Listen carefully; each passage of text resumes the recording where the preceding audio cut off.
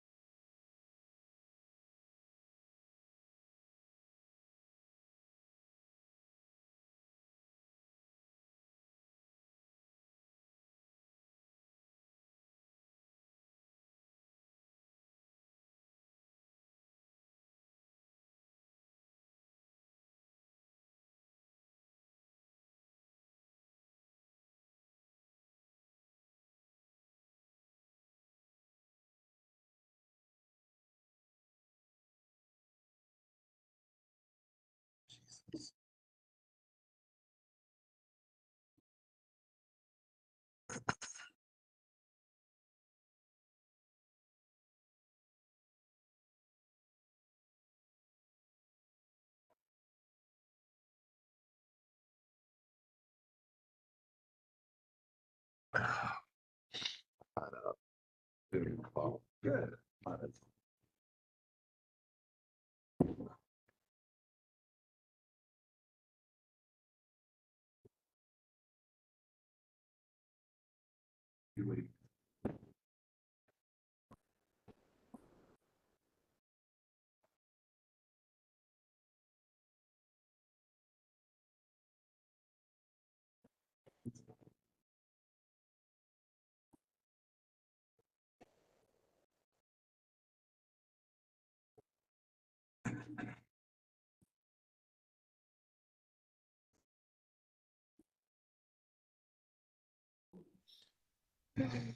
Welcome, everyone. We'd like to welcome you to the March 14th, 2024 Landmarks Commission meeting. It's nice to see everyone in person and also virtually. In compliance with notification requirements of Ohio Open Meeting Law and Section 101.021 of the Codified Ordinance of Cleveland, Ohio, 1976, notice of this meeting has been publicly posted. All boards and commissions under the purview of the City Planning Department conducts its meetings according to Robert's Rules of Order. Actions during the meeting will be taken by roll call vote. Recusal from any case due to a conflict of interest should be stated for the record prior to the beginning of the presentation. In order to ensure that everyone participating in the meeting has the opportunity to be heard, virtual attendants will use the raised hand feature before asking a question or making a comment. The raised hand feature can be found in the participants panel on the desktop and mobile versions and activated by clicking the hand icon. Please wait for the chair or facilitator to recognize you and be sure to select unmute and announce yourself before you speak. When finished speaking, please lower your hand by clicking the raised hand icon again and muting your microphone. Call-in users can unmute by using *6. All meeting activities are being recorded via the WebEx platform. These proceedings are also being live streamed via YouTube. All requests to speak on a particular matter submitted through the proper channels have been considered. Proper channels for comments are sending an email to landmarks@clevelandohio.gov, email address with a comment or letter, calling or leaving a message at 216-664-2532, sending a letter or dropping off comments at City Hall located at 601 Lakeside Avenue, Suite 519. Communication with members of this body must follow proper channels for consideration. Any comments received by a stated deadline are collected by Landmark staff and disseminated to the commission members prior to the scheduled meeting. All right, I'll go over the Cleveland Landmarks Commission meeting rules and procedures. The chair will call each agenda item and then each applicant will be invited to proceed through their presentation. Each presentation should be completed prior to questions and comments from the commission in order to facilitate a smooth presentation. Once the presentation is concluded, the chair will ask Landmark staff to summarize Design Review Committee recommendations and any public comments received. The deadline for public comment is noon on the Tuesday prior to any regularly scheduled Landmarks Commission meeting. Any received comments are distributed to commission members prior to the meeting. Staff will also identify any members of the public present and scheduled to speak. Public comment is allowed at the discretion of the chair, and any individual providing public comment is permitted 2 minutes to speak to the agenda item in which they have an interest. The chair will then request a recommendation from staff. The commission will then begin deliberations and project review, and any commission member except the chair may make a motion at any point after an agenda item has been called. Okay. We'd like to call the March 14th, 2024 Landmarks Commission to order. Mr. Musson, please call roll. All right, Ms. Anderson? Here. Mr. Dreyer? Mr. Dulick? Here. Councilmember Gray? Director Wong? Mr. Lozier? Here. Mr. Sambry? Here. Mr. Strickland? Here. Mr. Trosick?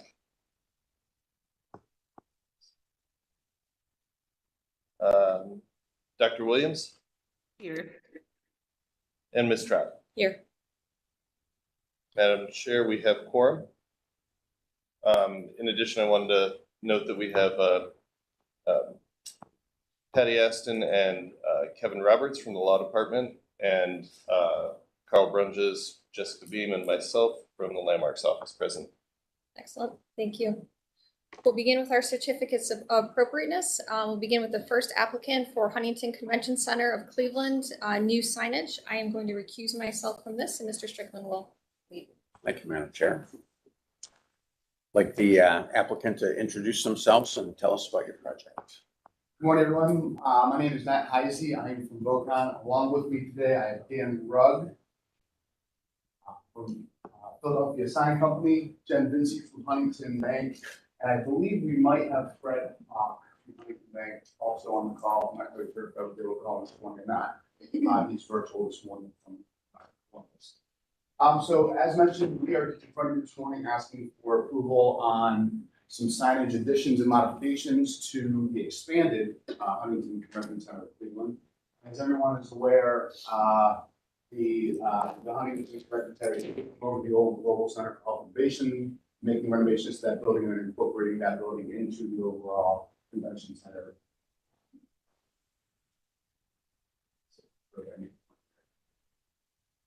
There's a delay, so that one's probably the best one. Okay. And then forward and several to them.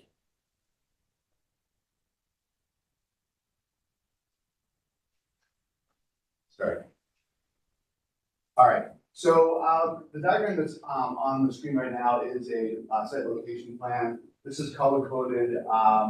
The light green signs are the existing existing wall mounted signs on site. In 2016, Huntington came working to get approval for what we are calling the Lakeside Avenue sign. That sign is about 135 feet long. Letters are about 32 inches high, and the logo mark's about 58 inches high. We've used that sign as kind of our precedence for the additional signage additions, the signage additions. Also on the sign, this diagram shows a number of existing monument signs that are on and spread across the site. There's an existing sign at the corner of Ontario and St. Clair. That sign has been temporarily removed for construction of the addition of the west side of the building. There's existing directional, these are basically directional signs. Existing signs on West Mall Avenue, on the northwest corner of Lakeside Mall Drive, the northeast corner of East Mall Drive, and the southeast corner of East Mall and St. Clair. In addition to those signs, those existing signs, those are signs that are both faced. Those signs are worn. They do have directional indicators that lead people to the global center for elevation. Obviously, all of these can change. These are primarily vinyl changes to these existing signs.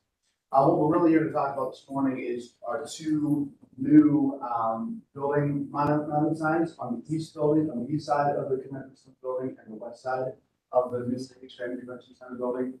In addition to, there are two secondary building mounted signs. These are pedestrian level signs that essentially mark the entries to the building. They're temporary now. There was some temporary signage added when this change was made a few months ago. We're looking to make it permanent. And then finally, a new pylon sign that Huntington's been working with the convention center staff on a new digital marquee that marks the entry to the convention center off the Lakeside.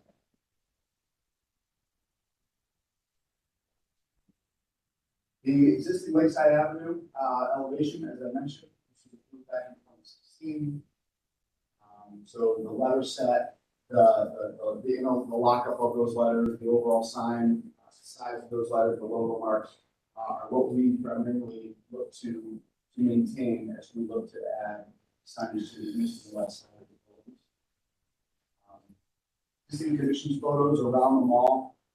Everybody's aware, the building fronts on the mall. We took some indicators from the frieze, the sign that happens that's on the public hall. As kind of our indicator on what we were intending to accomplish with the new signage going on the expanded.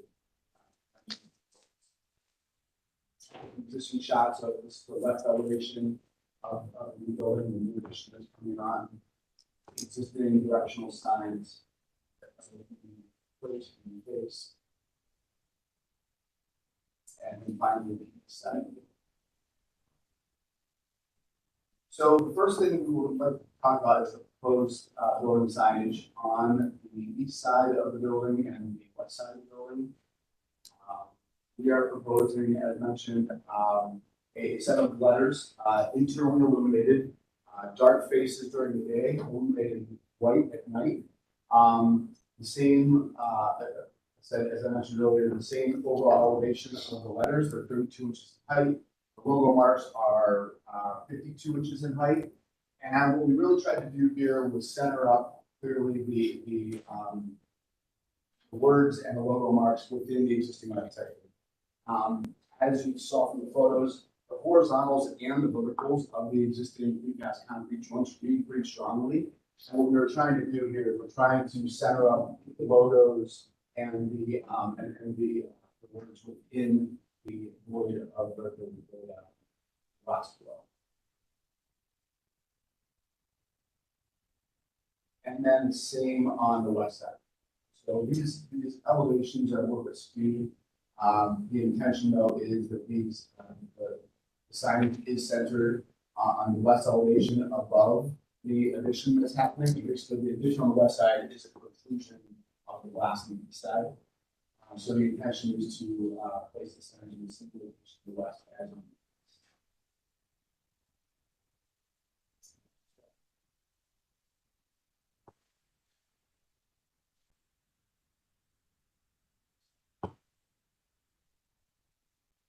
Secondary signs are two what we call secondary building signage. They are, as I mentioned, marking the pedestrian entries off of St. Clair and off of Ontario. The St. Clair sign exists right now, very similar to what you see here. This sign right now is cut in about 5 feet on each side. And our intention was to expand that sign, mark the entry, line that sign up with the canopy above, and make that sign permanent. It's a one-sided dimensional letters on a frosted gold backer, 32 inches, 32 feet in length.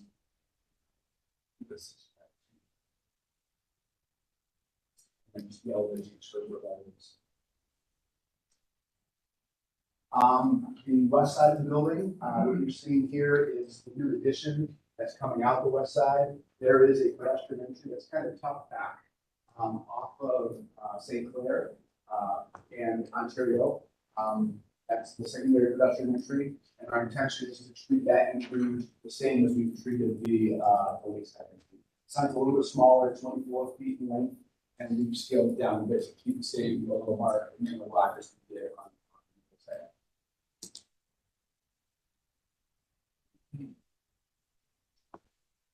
As mentioned, there are a number of those monument signs that are sprinkled across the site. Starting first of all with there's an existing pylon sign which is in this location. That pylon sign is intended to be replaced with a new digital marquee. I will tell you that at Downtown Design Review last week, this was a late addition. Huntington and the Convention Center were talking about the overall approach to this regarding naming rights, financials, and all of those things. So what we were last week at Downtown Design Review, we did receive approval on this with the condition that we work out the final details. It is though intended, as I mentioned, to be a full digital display. There will be a pedestal base, Huntington logo mark, and then a two-sided digital display panel that is oriented on this. That's to project what's coming, what's in town, messaging related to, as we understand it, messaging related to programming that's happening.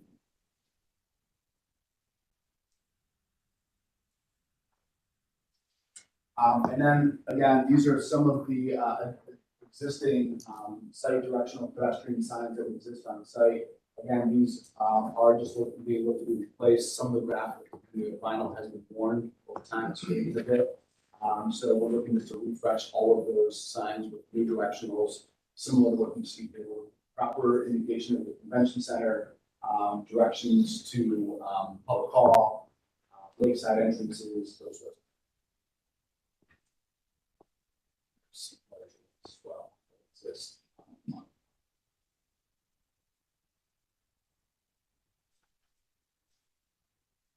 There's just some existing condition details I should have mentioned actually before. What we are attempting to do with the mounting details of these signs is, we are looking to basically marry up the mounting so that nothing gets drilled into those precast panels. As you're all aware, those precast panels have kind of like a DNA strand kind of impregnated into them. And while it's easier to fix concrete than it is like ACM on Brown Stadium, we're still trying to avoid tapping anything directly into the concrete. So Dan and the Philadelphia Sign team are working with the convention center team on the backing. And what you're seeing here in these photos is this is the backing material, and I'm sure the backing condition that happens at each of those panel joints, about 5 feet on center. So the intention is to get a knife edge through those panel joints to then support the sign. I can just interject there, and the sign is being designed to where the mounting points on the sign are adjustable so that we get those. Hit the joints. Yeah, that's what these details indicate. So that 60 inches on center is the dimension of those panels right now. Those are 5-foot panels. But as Dan mentioned, those are movable to be married up. As I mentioned, these are, the intention is that the letters are internally illuminated. They will glow white at night.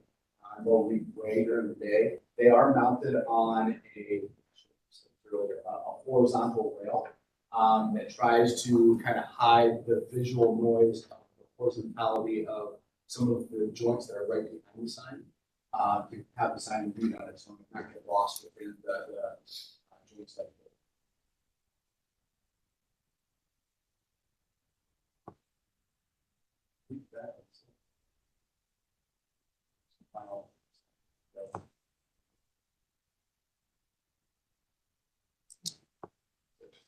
That's it. Okay. Thank you for your presentation. We have the Design Review Committee recommendation. Thank you, Mr. Chair. Thank you. This project was reviewed by the Downtown Flats Design Review Committee on March 7th. They had a recommendation for approval with conditions of the west building signage to be centered. There was some discussion about rendering. Either way, they just wanted it to be centered, and the mentioned pylon signage to be reviewed with staff once the design is completed. Thank you. And were there any public comments regarding this application? No public comments regarding this. Just have a quick staff recommendation, Okay.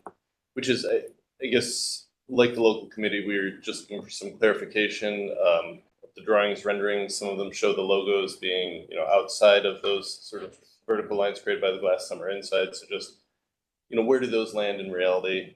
So not a huge deal to us, but just for clarification. And then the other thing, just wondering about the mounting of the logos.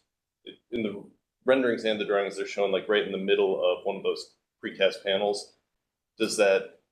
Can you mount that so that you don't penetrate the panels, or in those cases will you have to go through? So that one's being designed with the backer so that there's only one electrical penetration going through. So Okay. Otherwise, those individual hex pieces, there'd be 6 separate penetrations. Sure. But it's being constructed with backers to minimize the great penetrations, and we do have the ability to patch those. But yeah, the original rendering on Matt's thing showed it outside of it. It is intended to be inside the window frame, and that's what the this one here. the two-dimensional. The elevation drawings show it. That's We were accurate. working with existing renderings that were provided to us to get everything to work right. So fuzzy photoshopping. And that'll be shown on our package when we finally do our submit for building permit. Permit. Okay. The only other, I guess, question or clarification we're looking for is the raceway just runs at the bottom of the letters, not the logos. And does that basically cover up one of the joints and then, you mount straight through that? Yeah, it's kind of, we developed it to be similar to what's happening on Lakeside Avenue elevation. So that Lakeside elevation, those letters sit on a horizontal. Okay. This is intended to do the same thing, and it is also intended, so the joints between the panels every 5 feet, those joints are kind of offset from each other. And what we're trying to do is get that raceway kind of out in front of them to eliminate that visual noise at that location. Okay, And then behind that raceway is that intellectual raceway, so that also has to be covered up. so there's the utilitarian raceway, and then there's another raceway in front of that below the letters that's part of the design of the sign.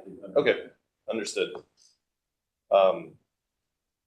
That's all staff has. We recommend approval with the, with the conditions that the local, we support those same conditions. Staff is happy to work with final designs on the pylon sign. All right, thank you, Dan. So we'll open it up for comments from the commission.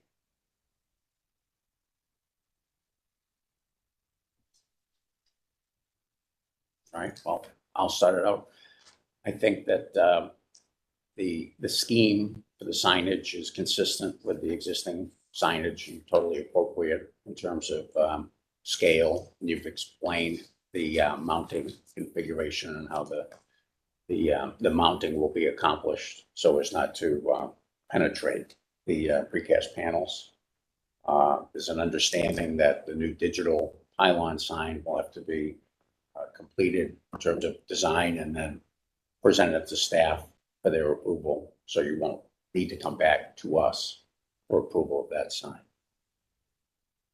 Are there any other comments? Chair, just to come off of your statement there, have you found any variances that would be required for any of these? Because if there's a variance on the staff could not. Oh, yeah, we would have to include that in our motion. Yeah, right. Are you aware of any variances?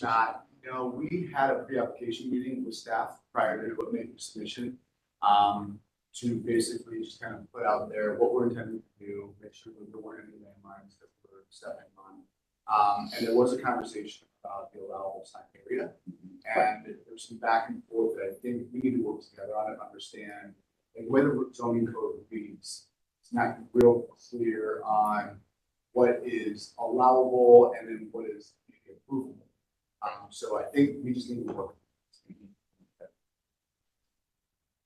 So we could work it into our Yeah. motion, that Yeah. any required variances Yes. we would support. Yep.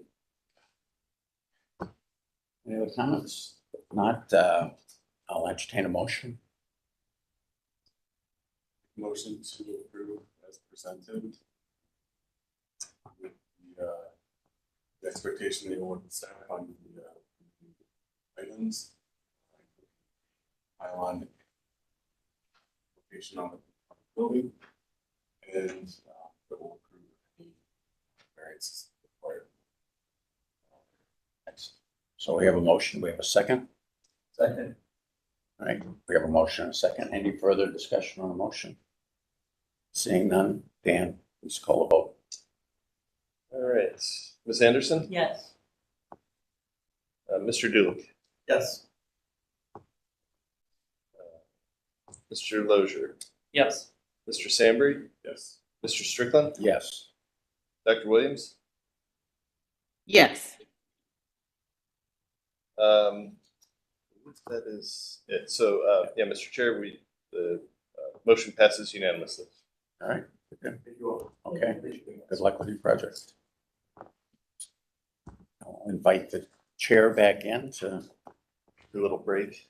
right, Just trying to see if anyone else showed up here.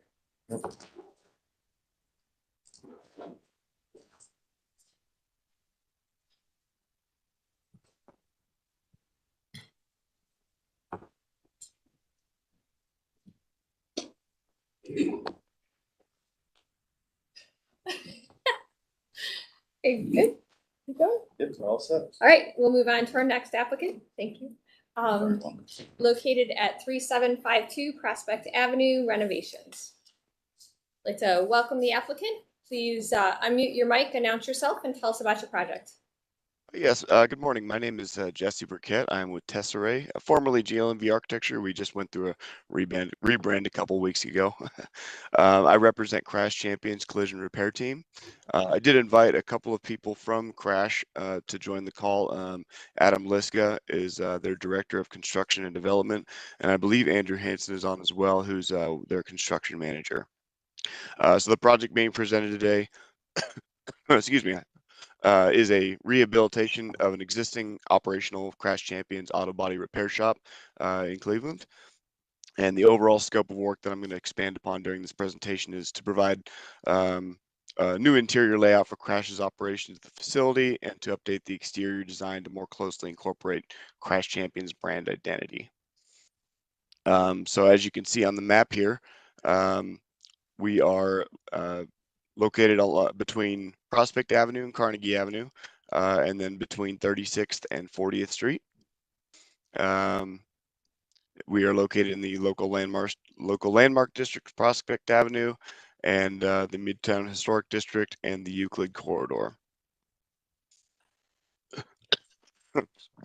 So for some added context on the screen, you'll see the green building there, that's our property. And then there's a few notes around kind of showing where we exist. We're right across the street from the Sarah Benedict House, which I believe is an historic landmark and the location of the Cleveland Restoration Society.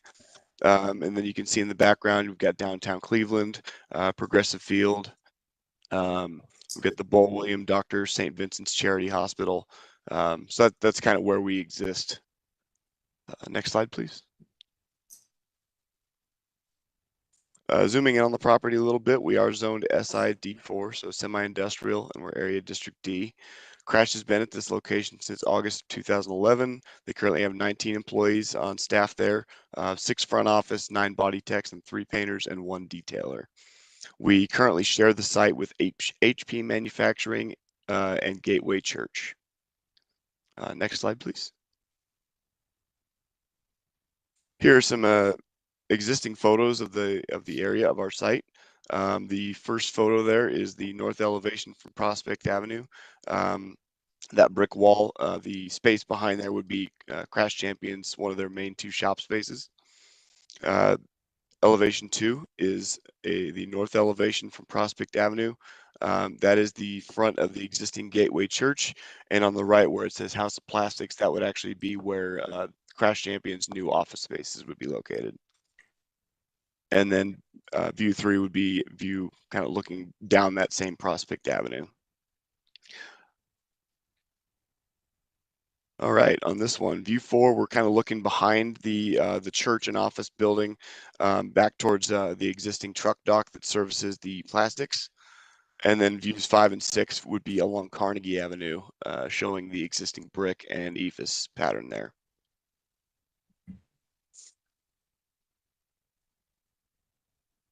So for the site, we aren't doing a lot. We are doing a few things that I'll mention. We are infilling the front sloped ramp, which used to be a previous truck dock off of Prospect Avenue. We are adding a new front sidewalk entry for the Crash offices on the west side of the what I'm calling the church building. And then behind that, we are regrading and resurfacing the area south of that to accommodate a few new overhead doors for the interior detailing bays and for site drainage. The existing softscape elements are to remain. We're not proposing any new plantings. Next slide, thank you. And these are just a couple of enlarged views of what we were just looking at. So the enlargement 2, you see, that's where we're talking about the ramp infill, where there used to be a truck ramp off of Prospect. And then view 2, that's where we're resurfacing for the new overhead doors. We did, prior to our last meeting, reach out to the Northeast Ohio Regional Sewer District team, and they did determine from our submittal that this project will not be subject to their review, and we received a determination letter stating that.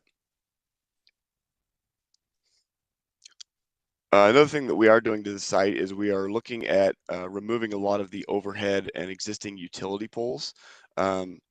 So just starting on the left side of the page along Prospect Avenue, there are a couple of existing power poles that would be intended to remain, but the connections back to the buildings and back to the existing electrical service, the intent would be to reroute those overhead lines underground. And then based on the existing electrical services on this building, we would be removing some of them and sort of consolidating them to a more efficient electrical service. Back towards the truck dock, kind of around that note 2, we are removing an existing telecommunication light pole and rerouting those lines underground as well. And then back to the right, probably the furthest right comment, we've got 2 existing power poles there that are right next to the HP manufacturing, the plastic manufacturing that we share the site with. Those would be existing to remain. And then we'd be keeping a few wall packs around the site and replacing wall packs as needed to supplement any removed lighting poles. But basically, we just want to clean up the shared interior site. Next slide, please. All right. So for the elevations, there were a few things that we're trying to accomplish with the design. We wanted to create a new color scheme and a signage package that matches Crash's current brand identity. We wanted to create a new sense of entry at the offices near Prospect Avenue. We wanted to create canopy coverage along that front entry, as well as a connection between the front offices and the estimating bay. And we'll get into the floor plan here in a minute, so you kind of have a better idea of what that connection looks like. But then we also wanted to preserve as much of the remaining existing form and materiality as we could. So the north elevation 1, has 2 areas of focus. So on the left side, behind that left section is one of the 2 main interior shop spaces. That's where the truck dock used to be. That materiality materials there are primarily brick veneer, and then there's some wood paneling in kind of in between the 3 brick cutout areas. We're leaving those materials in place, and the intent is that we would be painting those walls into a two-tone color pattern, grizzle gray for the bottom 32 inches, and then a Dorian gray above that with tricorn black trim. And these are the 3 paint colors that you'll see used consistently throughout the design. Lastly, at that portion of the wall, we're replacing the existing opaque steel overhead door with one that's glass for some added transparency to the shop. And then shifting right on that elevation is the existing front of the Gateway Church. This portion of the facade is basically staying existing to help preserve that element of the design that we believe was important, architectural integrity of the streetscape. We aren't proposing to paint or refinish that section, but we are proposing to clean it. We do plan to add a sign above the right side storefront windows with Crash's identity. Excuse me. The rest of the elevations, you'll see similar design choices being made for materiality and paint color.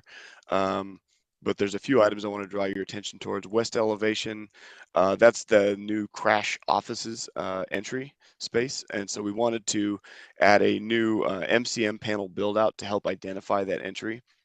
That would pop above the existing parapet slightly. And it would add a new wall canopy that matches the sidewalk tip below, as well as some decorative sconce lighting on either side of that. Where you see the storefront glass underneath the Crash Champions sign, that is existing today as an overhead door. Excuse me, we will be replacing with storefront glass and that new entry. And then moving right of that wall, you'll see kind of a wraparound canopy. And again, we'll get into the floor plan here in a moment, but that's what would connect the office spaces to the estimating bay in a separate portion of the shop. And lastly, on that elevation, there's 3 overhead doors there. The tallest one on the left side would access it's an existing door and accesses the new estimating bay inside. And the 2 smaller ones are new doors, and they would access the detailing car wash bays on the interior. Those interior wash bays do have internal drains that connect to an oil interceptor, so we don't have runoff there. And then the west elevation, not a lot of alteration other than really just the paint scheme, and then we're adding a new set of double doors for access to the interior of the space to access the paint booths, the mechanical systems for the paint booths. And then the south elevation, this one's along Carnegie Avenue, and it's basically being untouched other than the new paint scheme again, so to fit the same aesthetic as the other walls. Existing materials, I believe, are ephes and brick there. Next slide, please. So these four elevations, basically the same kind of intent. We're not really looking at updating a lot of the materiality or the formwork here, really just trying to give it a new paint job. And then on that South Church elevation, you can see the other leg of that canopy that wraps around. Next slide.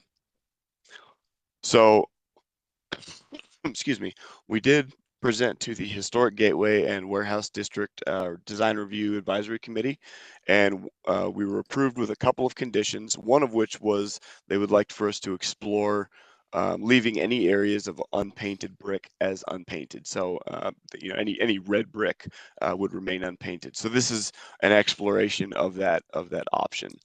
So you'll see a couple of differences. On the north elevation on the left side, that's the existing red brick there. So we'd be keeping that existing, and then we would be basically just touching up the red wood siding within that to keep that same color palette. And then we are also showing a secondary prospect sign option above the storefront windows. This one's a little bit more slender in profile. And then on the south elevation, that's the one along Carnegie Avenue. Because of the red brick on this side, we really wouldn't be touching this elevation much at all, with the exception of just cleaning it. The one exception being a few painting the doors to the tricorn black color. But that wall would remain basically the same color it is today. Next slide, please. And then on this slide here, again, this is mostly staying the same way we had it, but there are a couple of portions of the east elevation on the left of elevation 7 and the right of elevation 8 that would be that existing red brick that would tie into the north and south walls. Next slide, please. So here is the overall floor plan. So there's a couple of areas on this plan that are kind of dark gray. There's the existing church and there's the existing plastics company. So those aren't in our scope of work, but I wanted to show them on here just for context of the area. Above the church on the left side, that's along Prospect. That's where we would be infilling the truck dock and adding new parking along there. And then below the church, you'll see that's the new Crash Champions entry, reception, and office spaces. There's public restrooms in there, a waiting area, a small break room, and a conference room, and a couple utility rooms. Moving to the right, you'll see that there's the estimating bay and the 2 detailing bays. That's where the car washing would occur. There's another larger break room in there for employees, as well as some private restrooms for the technicians as well. And then between the estimating and the entry, you'll see that's where I've got the new exterior wall canopy kind of connecting those 2 spaces. Usually we like to have the entry area kind of nearby the estimating, so that when a technician, when an office, someone that works in the office can take the customer over to the estimating area to view their car. And so that just provides a little bit of coverage from the elements, since we don't have that direct connection because of the church. The rest of the spaces, you'll see shop 1 and shop 2. These are really just going to be for body technicians. There will be a frame rack in shop 1, and there will be some car stackers on the left side, 2 cars high, just for increased storage of cars.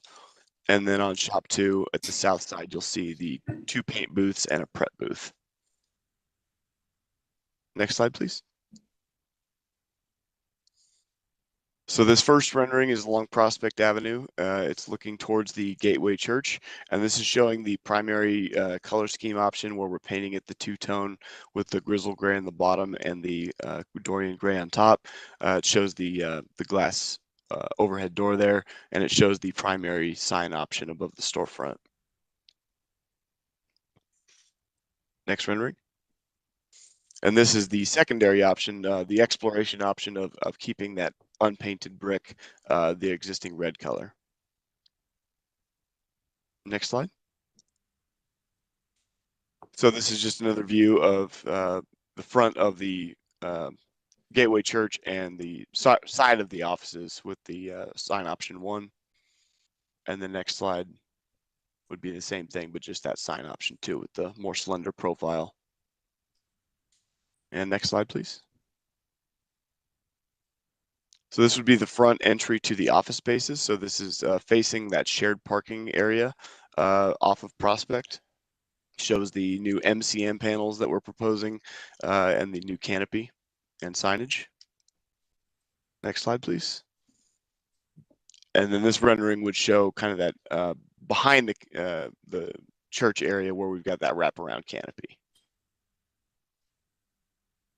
And next slide. So the materials and signage for this project, materials really were, like I said, we're looking at 3 paint colors that fit Crash's main color scheme.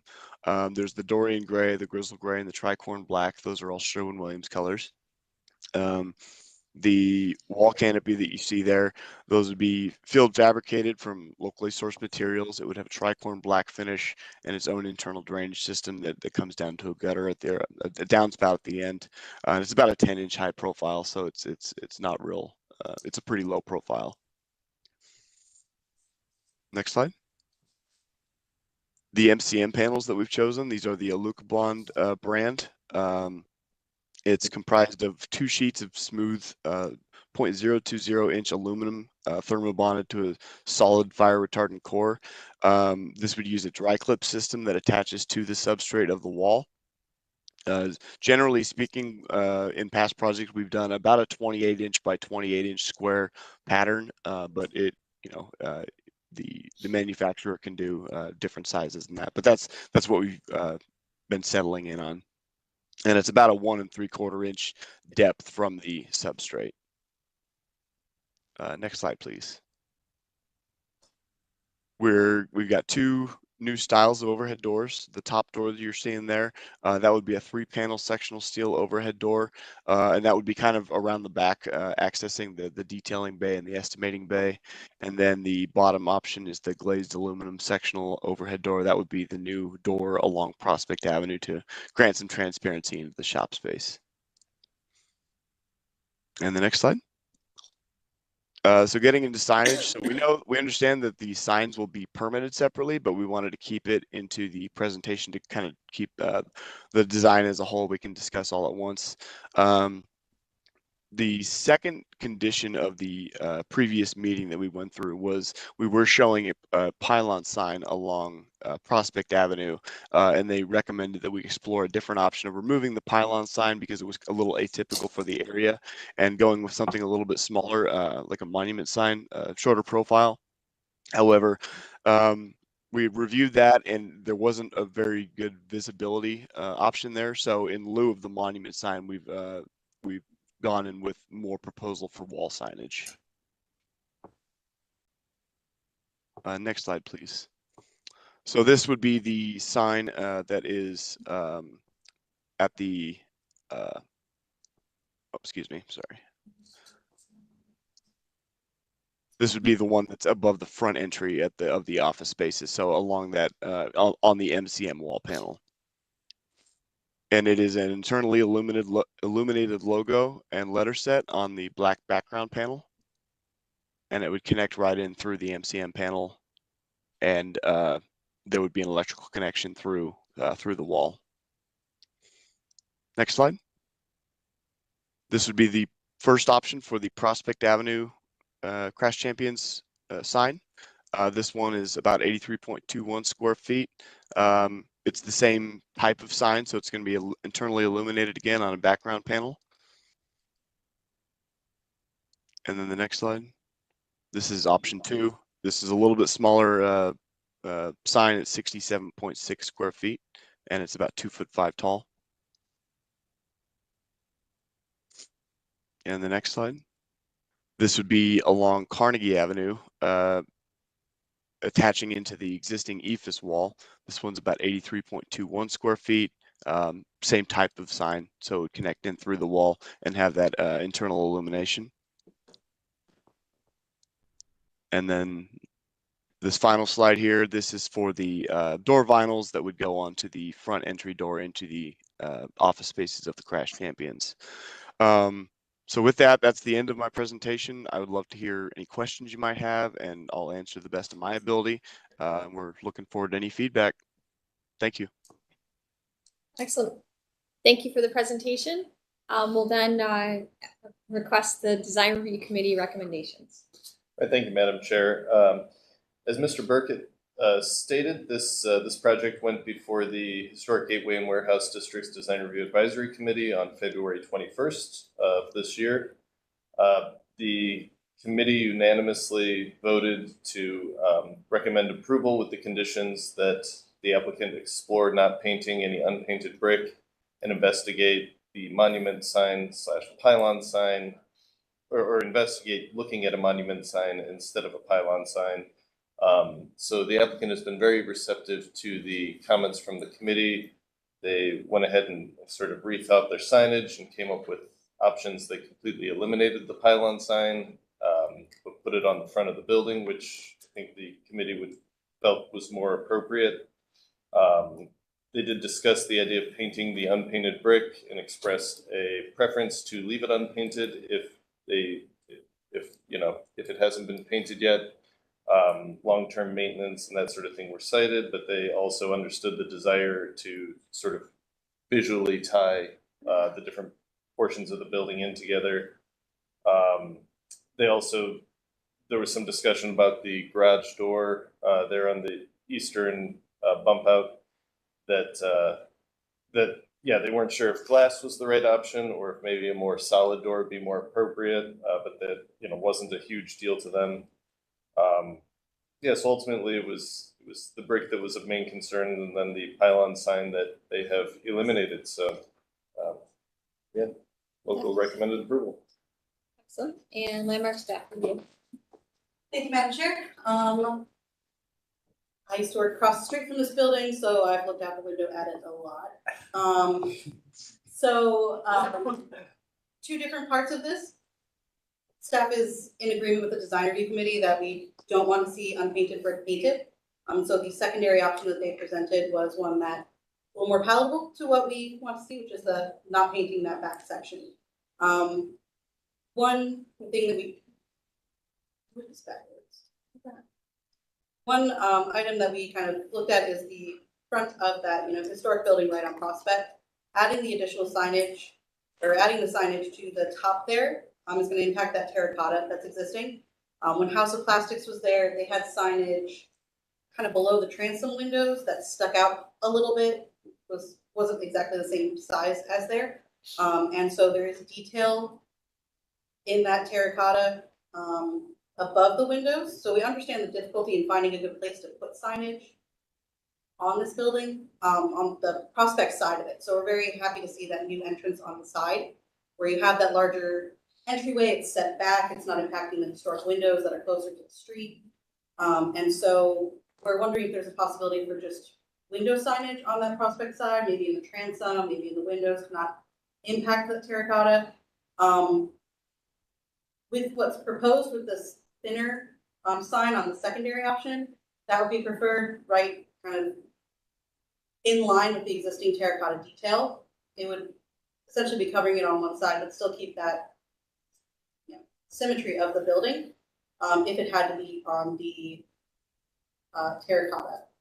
And so with what was proposed, secondary option is one that we liked a lot more than the larger sign. There are some questions about if the changes to the parking area on the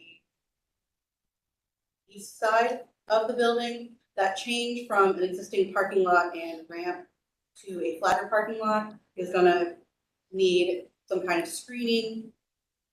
It's an existing parking lot, and so it's kind of near if that's grandfathered in or not with that change. So that's something to think about. But otherwise, we are happy to see this kind of light change to that Prospect building, and I'd like to see more fish, but overall in support of what they're doing.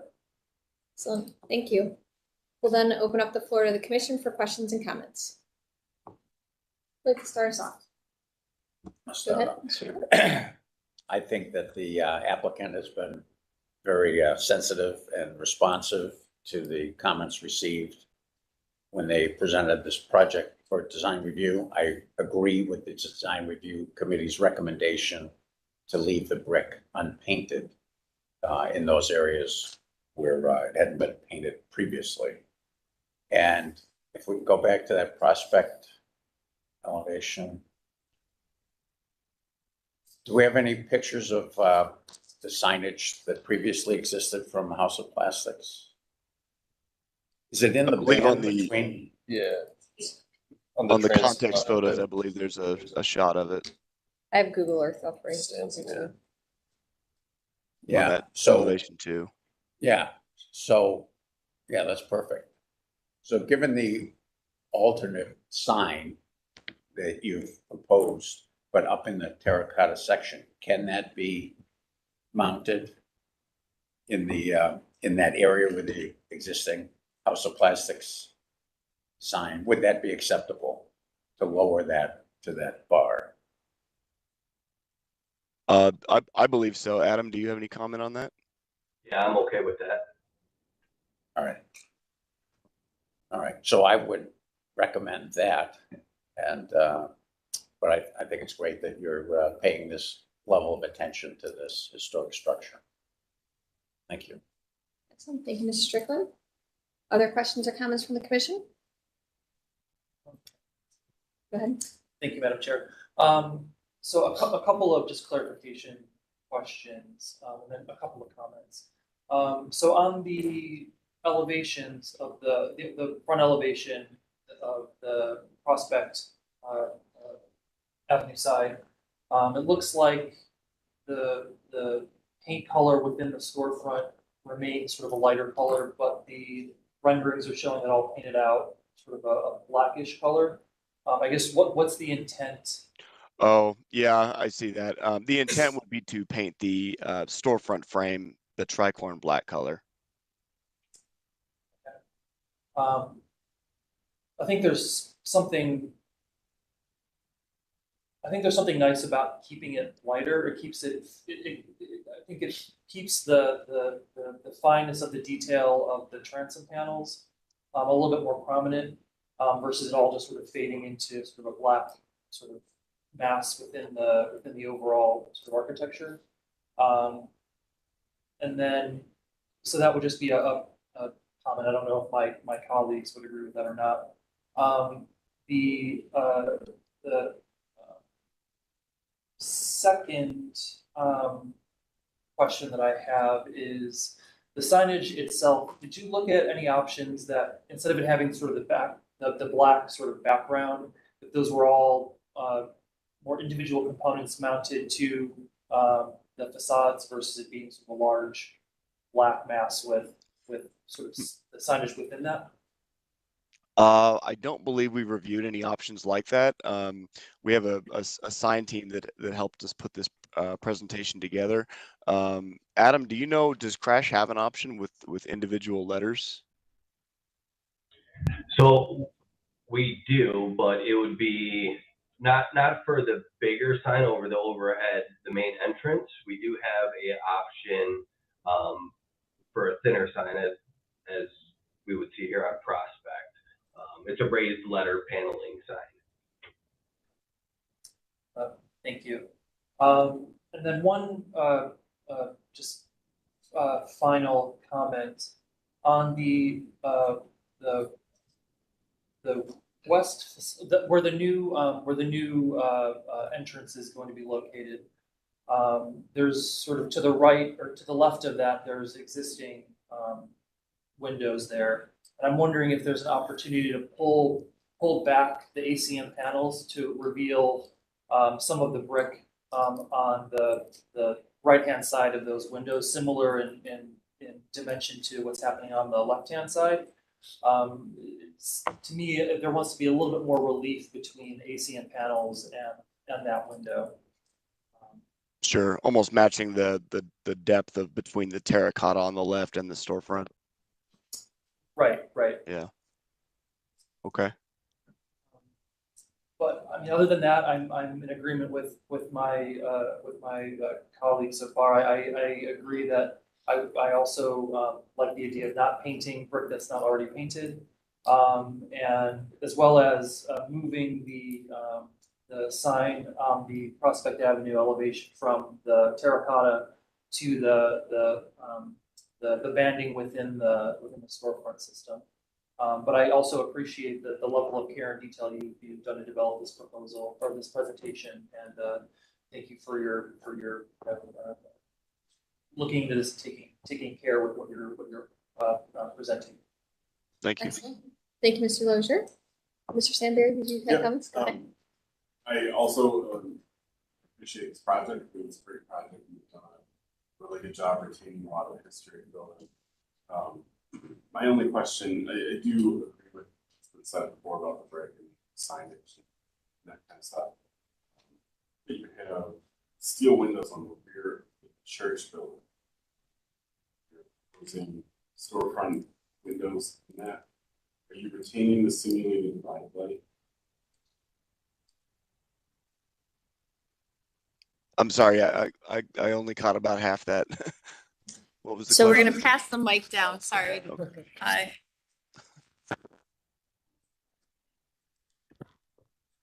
I'm in full support of everything that's been said before, and I think you're doing a great job with this project.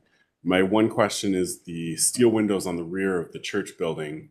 They look to be the original steel windows, and your drawings show storefront windows replacing them. Are you intending to retain the simulated divided light and the widths of the dividing mullions?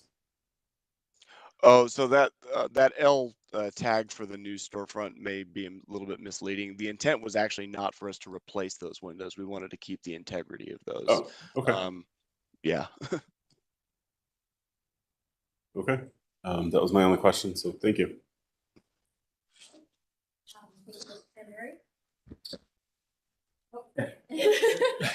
Mr. Dulick, Thank you. Can I be heard? can you hear? Mr. Dulick?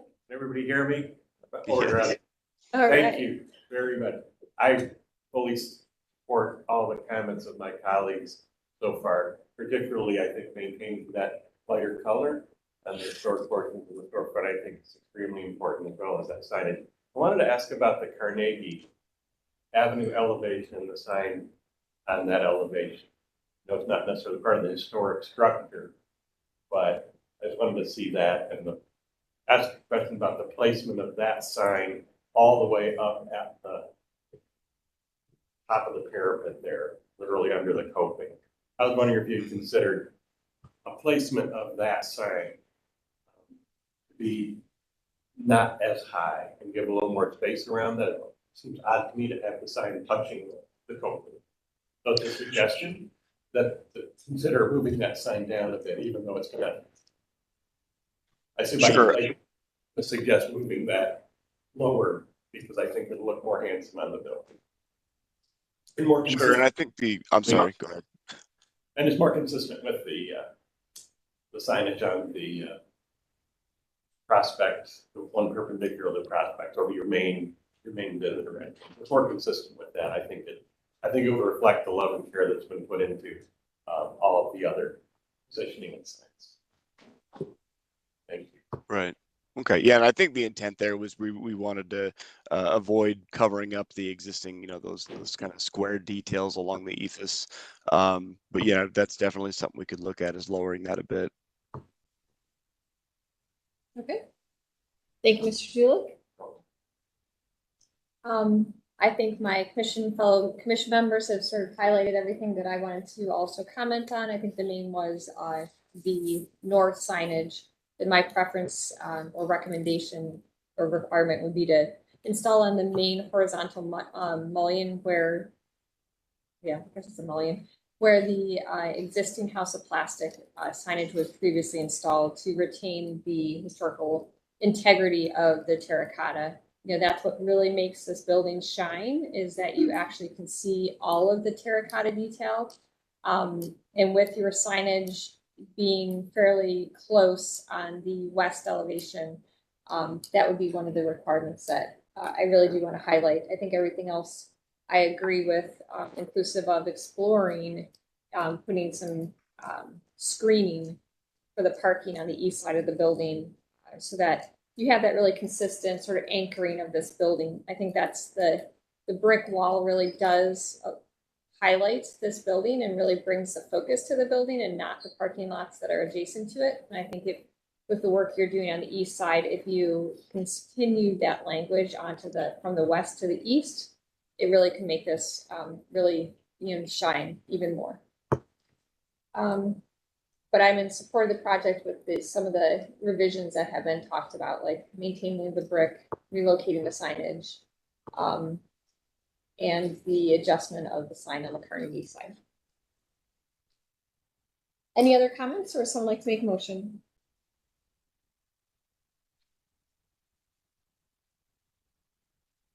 Mr. Chagrin? So I'll move to approve as presented with the condition that the unpainted brick remain unpainted, with a consideration that is it a lighter color of the storefront? Yes. Consideration of the lighter color of the storefront, move the Prospect sign down into that band between the storefront and the transom. Consider moving the Carnegie sign down away from the coping and screening for the parking area. If I may interject, do you want to add a stipulation that when the sign, if it's moved to the transom bar, that it be no thicker than the transom bar is, so it doesn't extend over, or is that?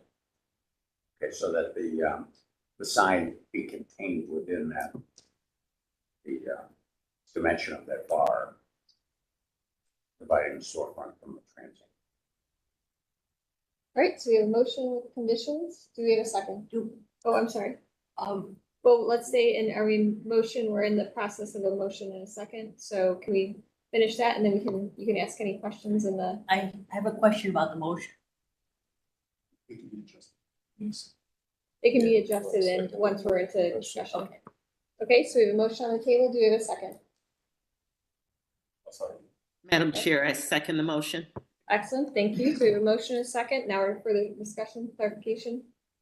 Regarding the color of the window frames, I don't support it as a suggestion. I support it as a requirement that they lighten the color of the window frames. Mr. Okay, Strickland, is that I'll a- modify the motion to make that a requirement. Okay, I think there's a dual. I think, who did you mark down as a second? Sandberg. Mr. Sandberg, you're agree? Okay, so, thank you, Ms. Anderson. So we made that adjustment and there's agreement on that adjustment. Any further discussion? Lozier? I was wondering if we also add in, under the suggestion requirement to pull the ACM panel, Oh, yes. make that a little bit narrower so that there's some relief from the window on the west elevation. I'll add that to my motion. Mr. Sandberg, Yes, do you agree? As a condition. I think they're on board with that. I'll make it a requirement. Okay, so we have that adjustment incorporated also. Any further discussion?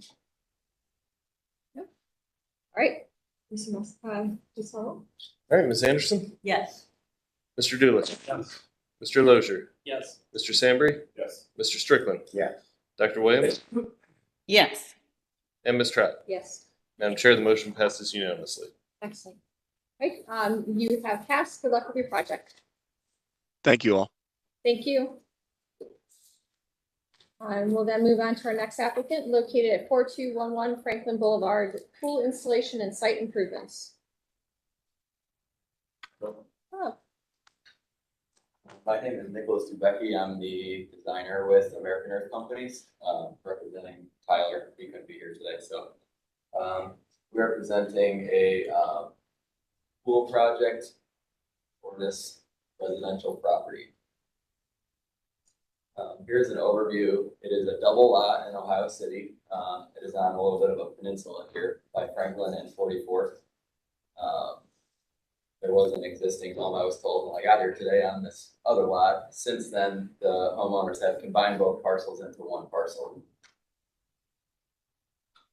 Here's the street view, just showing a lot of construction, but the home itself is nestled into the lot. There's a lot of foliage and some larger plant material along the existing black aluminum fence. Here's that revised site plan showing the combination of the parcels.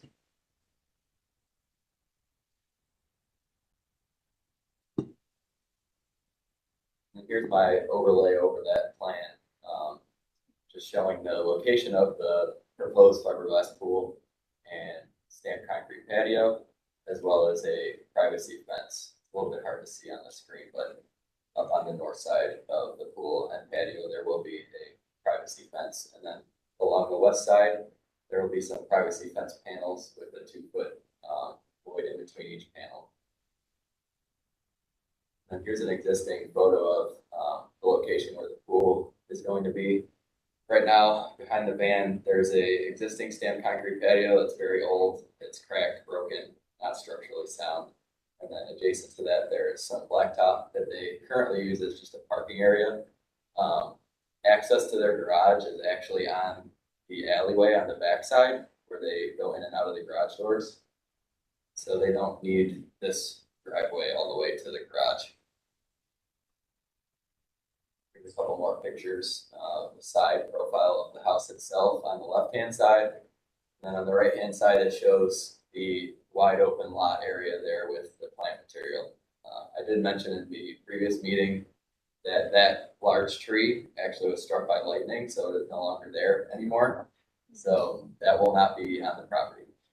We won't be touching any of the plant material, though. All of that will remain. Whatever is there and not struck by lightning is going to remain there.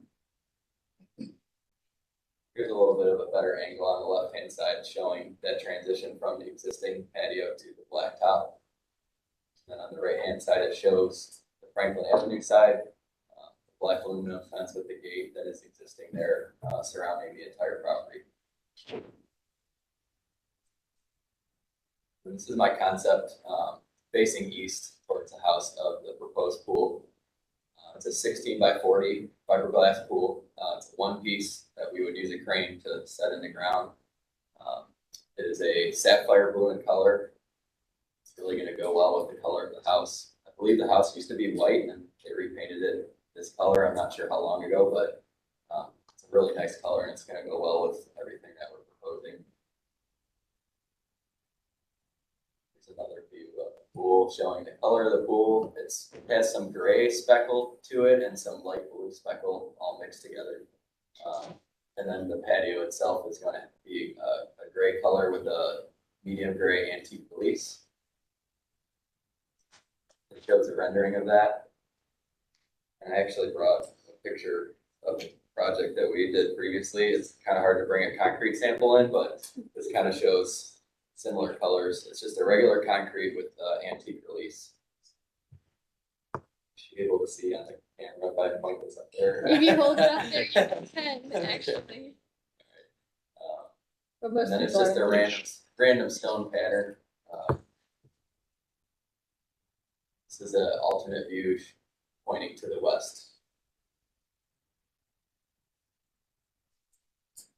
This is a close up of the fence, so it's going to be a black aluminum post and then a horizontal treated lumber panel. And then I brought a stain sample, so it's going to be like a dark walnut stain. Very similar to the rendering. But I think that that color will go really well with the color of their house and the color of the patio. It's really going to keep that vintage look. And then this would be the west side. So at the previous meeting, they actually asked me to push those panels back. So in this rendering, it shows the corner right up against the existing black aluminum fence, but we have since revised, so the panels will be 6 foot off that fence. So there will be a 6 foot landscape bed with existing plant material that will be a buffer in between the two types of fence. And then in between the panels, the 2 foot voids will allow some of the plant material to kind of filter the view back and forth. And this is the view from Franklin looking towards the property. We would saw cut that blacktop driveway and there would be a 4-foot gate. Just if customers or friends or anything come to visit, they could park on that side and come through into the pool area. That's all I have. All right, thank you for the presentation. Thanks. Yeah. We'll then move on to design review committee recommendations. Thank you, Madam Chair. This project was reviewed by the Ohio City Design Review Advisory Committee on the 7th. They recommended approval with the condition, as noted, that the west edge of the fencing be at least 6 feet from the existing yard fence. They did have some questions about the 2 different fences on the property. So this is essentially a secondary fence, not changing the existing fence along the borders of the property. And they discussed additional landscaping to be added between the separated fencing panels along the side street. Thank you. And landmarks on staff recommendations. Yeah, thank you, Madam Chair. Staff largely agrees with the local design review committee. We view this as fairly reversible. You know, it's essentially a hole in the ground, could be refilled in the future. It doesn't, you know, prohibit future development of the site. The biggest concern we have is I guess the driveway, and that cutting the driveway, separating it from the garage creates a non-conforming driveway. So curious how that's going to be handled. Are they going to start accessing the garage from the alley, or not use it? And then just, I guess the question as to whether that driveway and curb cut should remain if they're going to be cut off from, basically they'll only extend along part of the side of the house. They won't even be able to get to the back of the house. So, just kind of a question as to whether that is still relevant or should be removed.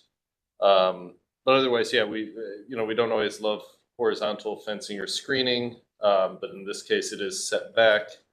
I think if it's, softened appropriately with some additional landscaping, again, it's all fairly easily reversible. So no major concerns, mostly just the driveway issue. Driveway off of Franklin. Off of Franklin, Yeah. yes. Okay, perfect. All right, thank you. We'll open up the floor to the commission for questions and comments. Mr. Sunday?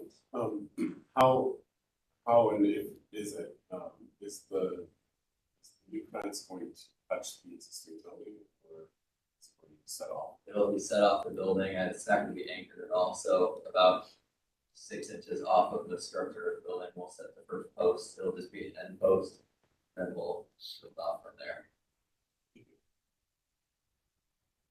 Thank you, Mr. Sandberg. Other questions and comments? Just a clarification to try to address staff's concern about the driveway. Didn't you say that the garage is accessed off of the alley? Yes, so there is garage doors on the alley, and there's a man door on both sides as well. So they come in, they park their cars from the alley, and they go through the man door to access the current patio area now. And it's basically just a breezeway between the man door on the north side of the garage and their back door of their house. So it is accessible from both sides, and honestly, they use that blacktop now just to park overflow cars. They don't really use it for any primary accessing of the house. Yeah, I see that gate is normally closed. Yeah, it's normally closed there as well, yeah. Franklin.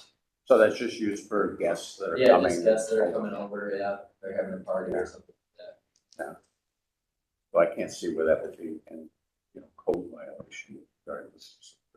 Right, so the aluminum fence has a gate at the front of the house. At the front. And then this would end at the gates to the wooden fence where the pool area is. Yeah. And per the code, you can't park in front of a house, but you can park on the side of a house. Right. 50% of the lot, and You have to be 10 feet away from the first floor window also. yeah, Yeah, for fire. So it's not a, it's not a legal situation right now, I guess I would say. You know what I mean? It doesn't meet those criteria. of allowing someone to park behind the house and 10 feet away from a window. So, Which 90% Which now of they- driveways. yeah, I know, we all, pull in and, run our Yes. errands and stuff, but it's, currently there's the ability to pull to the back. Yeah. And we'd be Not hard. removing that ability, so in essence, creating a non-conforming driveway. Not the biggest deal in the world, just wanted to bring it to everyone's attention. Understand. Interesting. Okay. Madam Chair, the only other thing to point out is on this picture here, potentially removing the additional screening from these first two panels because you're at an intersection. Seems to be obstructing some view. Again, it's just a safety thing, especially with pedestrians. Even though it is set back a little bit, it is difficult to see that. Are you talking about those ladies or whatever? No, that's the fence. Screening on The black Yeah. fabric. Okay, yeah. And just those first That's an two, existing condition. it's an existing condition, but just for, for safety, just those first two panels would give more visibility. Which would be two code. Okay. I don't think that would be excited for that. Good point. Okay, other questions and comments from the commission? Madam Chair, I just wanted to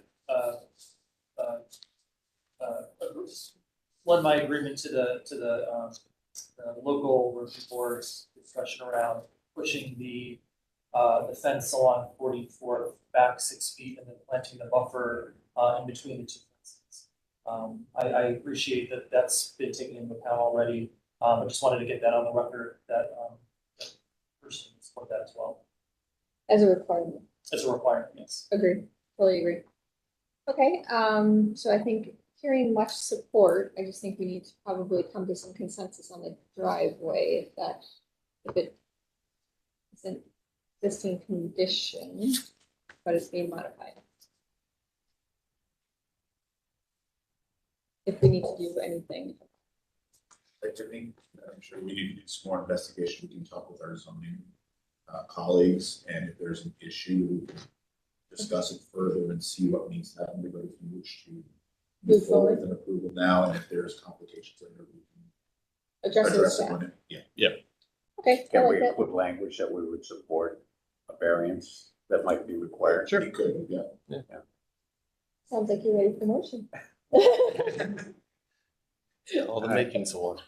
Okay, I'll move to approve as presented with the condition that the new fence be moved back from the existing fence along 44th, that landscaping be added in that buffer area. What else do we have? And removing the screen from the first two panels on the south fence. The existing fence. And then exploration of the drive being as it's modified to make sure that it meets zoning requirements. Right, and that we would support any variance required by that modification. And the only addition is, do you want to give a distance that the new fence on the west should be set back from the existing? The local recommended 6 feet. Yeah. 6 feet. All right, so we have a motion with conditions. Do we have a second? I'll second. All right, thank you, Mr. Loger. So we have a motion second. Any further discussion? Let's see, Mr. Wilson, please follow. Ms. Anderson, Yes. Mr. Dulick, Yes. Mr. Lozier, Yes. Mr. Sambry, Yes. Mr. Strickland, Yes. Dr. Williams, Yes. and Ms. Trout. Yes. Madam Chair, the motion passes unanimously. All right, congratulations. Good luck Thank with you, the project. everybody. Thank you. We'll now move on to our next applicant located at 4516 Clinton Avenue. Demolition of a single-family home. Yeah, Madam Chair, this one, we're looking at the final, they're coming for final approval of the demolition. They're also going to share concept for the, what they're proposing to replace it. So we may end up seeing some concept level review, which is our next agenda item, and the demolition review, but they are two separate cases. One is 23-120 for the demolition that we would expect action on. and the other is 23-119, which is just concept review, so just providing feedback with no motions. Thank you. Good morning, everybody. I think we were before you prior with this particular project. And we've done some design revisions to the new proposed house, but I think rightfully so, separating this out into two separate issues to allow the homeowner to move forward is worthwhile here. So first, let's talk a little bit about the demolition. I do have Susan Barwater from my office, who has helped compile all of these wonderful notes onto about this existing house. And I do know that staff and some of the Ohio City Design Review members have been inside this house as well too. So the request is for the demolition of this house. You should know it actually has a condemnation order on it already from the city of Cleveland. It's actually about a year old. They only gave them 30 days, but obviously the city's been a little bit slower as far as their follow-up from the building department side on this particular house. The owner recently purchased this with that condemnation order under kind of the assumption, hey, the city wants to take it down. We'd like to build a new house here. So a little bit of a bias in wanting to take the structure down, but nonetheless, let's go through some of the issues with this house so you understand a little bit more where we're at with this existing house that's there. House was built in 1850. And I think we'll show you there are several other houses on the street there of the same age and vintage. The rest of the older houses on the street were 1920s kind of era houses. Really not a super beautiful house as far as the level of detail and things that are on it. There have been several additions that have been put onto this house. And that is creating some of the structural problems, which I'll walk through with you. Interior obviously has been gutted. There are holes in the roof and in the siding all the way throughout the house. There are some major foundation issues. I don't say all the way around. There are certain parts of the foundation that actually are beyond repair and need to be replaced. The addition that was put onto it actually just kind of took out, for those who understand, where the rafters came down, they just took that wall out and those rafters are kind of just hanging, and then they put the addition on top of it there. So there's some major structural issues as far as where the roof connects into there, and part of the reason for the infiltration for the water and things above there. As you can see on the inside of the house, there's nothing left, let alone any historic detail that would be worth salvaging from inside of this house. Obviously, the roof is in poor condition. On the back of the house, there's been some porches and things removed, and obviously nothing's been repaired. Probably less so removed, probably just fell down is my guess, is what actually happened with them. There are no stairs to the basement, so all of our observation on the foundation is really from the outside. We really want to go down into that space.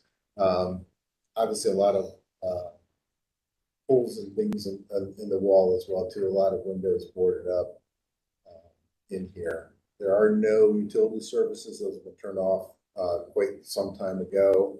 Obviously, all of the utilities within the structure have been removed as well too. So you can kind of see the state of where the house is at right now.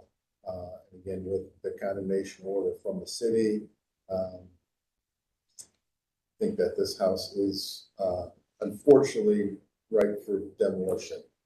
We did have Scalish Construction, who I'm sure you're aware has done a lot of restoration work in and around the west side of Cleveland here. Put together estimate for restoring this house, and surprisingly high, but as we're getting more projects in lately, actually probably not outside of actually the real cost of $1.2 million for all of the repairs on this and to bring this back to the high level of quality that the owner would like to see if this house was to be restored. So we do include the condemnation order with our submission as well as the estimate from Scalish Construction on here so that we have that backup as well too. Here's some of the other houses on the street, just so that you kind of get a sense of what has happened on the street. A lot of the original structures have been removed. There has been a lot of infill activity on this section of Clinton on both sides. In fact, adjacent just to the west, they're building to the back of the lot. Some additional structures off of the alleyway. To the right of the house, there's been some infill housing as well too. And these are going more into the new stuff. Is there anything on the old stuff back there?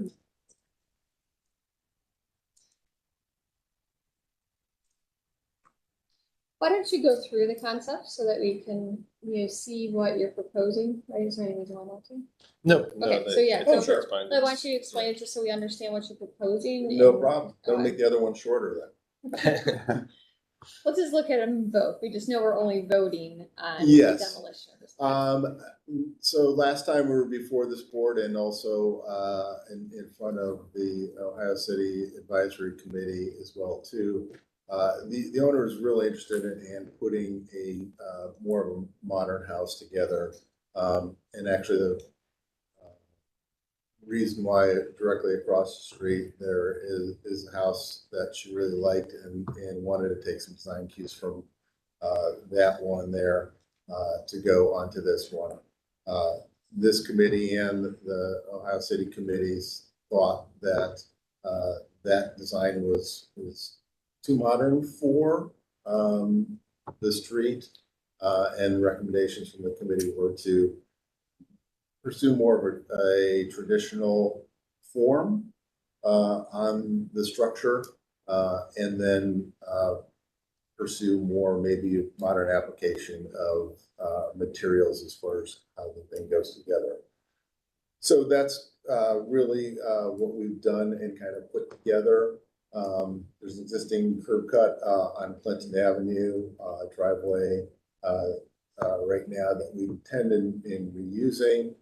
Garage is in the back of the house. You can see different from last time presented to you, moving to that more traditional form with a front facing and side cross gable there, front porch, and window spacing that is more kind of in line with the forms would kind of dictate for this type of thing. Obviously rendering the exterior materials in a little bit more of a modern palette, doing some fiber cement panels, doing some fiber cement siding with some contrasting colors, and also some wood appearing fiber cement siding as well too. We do have a couple options that we are considering and working on, but really kind of using those difference in the materials really in maintaining the same forms as far as that goes, so that we have our kind of front structure and our back structure rendered a little bit differently, but still tying together with the darker color of the windows, a darker roofing material as well, and trim color, so that those kind of tie those different materials in together. Floor plan wise, again, it's a fairly simple house. Off of the front porch is where the front entry and study is. A little bit deeper lot with this house, so moving the living areas to the back of the house. And again, the garage is located in the back. Fairly simple design, living areas on the first floor, bedroom level on the second floor. Elevation wise, saw from the renderings really how we're setting up, again, more traditional forms with this one, and using, again, the materials more to give them more modern elements that the client desires.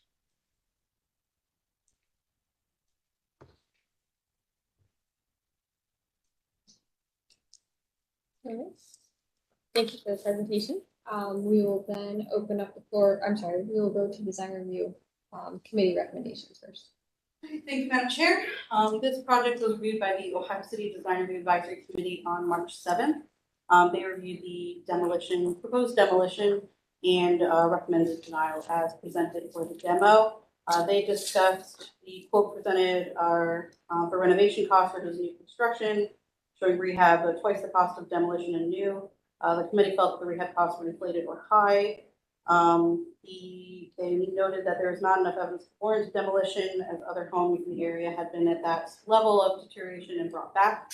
And this home is a contributor to the historic district, even as a simple design versus previous ones that were more high style that have been already torn down on that block on Clinton. And they noted that historic district homes should be rehabbed if possible or purchased for rehab, not demolition. As a note, they did not review the proposed concept new construction, determining that if it was determined to permission to move forward with that, they would see it when it came for final. All right, thank you. All All right, we then also landmarks. received public Oh, public comment. Thank you. Thank you, Madam Chair. I forgot. Yes, so we received one phone call from the direct neighbor to the west. And 4604 Clinton, who is in support of the effort to demolish the existing home and build new. He says whether the building is rehabbed or torn down, anything's better than the current condition with open windows and access there. We also received a letter from Councilman McCormick, which I'll read to the record. That was received on Tuesday, March 12th. So good morning. Please accept this email as my complete and total objection to the demolition of 4516 Clinton. Design Review Committee and Landmarks Commission are generally firm in their stance around alteration and demolition of historic homes in the Ohio City Historic District. The same approach should be taken here, not start the precedent of demolishing homes that can be renovated for new construction. Thank you, Councilman McCormick. And then we also have Julia Metler-Grove from Ohio City Inc. If she would like to give Ohio City's response as well. Hello, I have a letter to read from Ohio City Inc. So here it goes. Dear Cleveland Landmarks Commission, Ohio City Inc. is concerned about the long-term impact of the Cleveland Landmarks Commission recommending the approval of a demolition permit for 4516 Clinton in terms of the long-term goals of historic preservation. While there is obvious maintenance needed on the home, we've seen no evidence that justifies the demolition of this home that sits within Ohio City's Landmarks Historic District. Several other homes in arguably worse condition have been restored on Clinton Ave and throughout the neighborhood. The continued historic preservation efforts of the Ohio City Design Review are important to the preservation of the architectural fabric of the neighborhood. We remain open to the possibility of factors existing that may justify demolition, but to this point, we have not been made aware of such factors beyond a desire to replace the existing home with modern construction. In accordance with the unanimous passing motion to deny the demolition of 4516 Clinton at the Ohio City Design Review, we request that Landmarks reject the application for demolition at this time. Sincerely, Chris Schmidt, the Interim Executive Director of Ohio City Inc. Thank you. Thank you for those comments. We'll then move on to landmark staff recommendation. Thank you, Madam Chair. I know some of you were present for I guess that was November, we saw this as a concept. We also held a site visit. I know a number of you were there. This is one of the oldest still standing houses on this portion of Clinton due to demolition and infill. There's a lot of newer material on this block in particular. Staff still feels like there's probably some answer out there that allows for a partial demo with rehab and addition on the rear. I'm sure that would be costly. Like the local committee, we feel that I guess we were surprised by the high number associated with the rehab cost. That is what it is. I can't really pick through those line by line, but we do feel that given the local design review committee, the CDC, and the community sort of resistance to this demolition, we feel that we'd want to see more exploration of the alternatives that included some level of preservation and rehabilitation before we could support a demolition. I also did want to note, the reference to community feedback. Things have to go through proper channels. So, if anyone received emails specific to one project or another, we ask that you disregard that. Any feedback or project info should come through our office. So if you get things from outside sources, outside of any of our office staff, please just disregard. Thank you. And then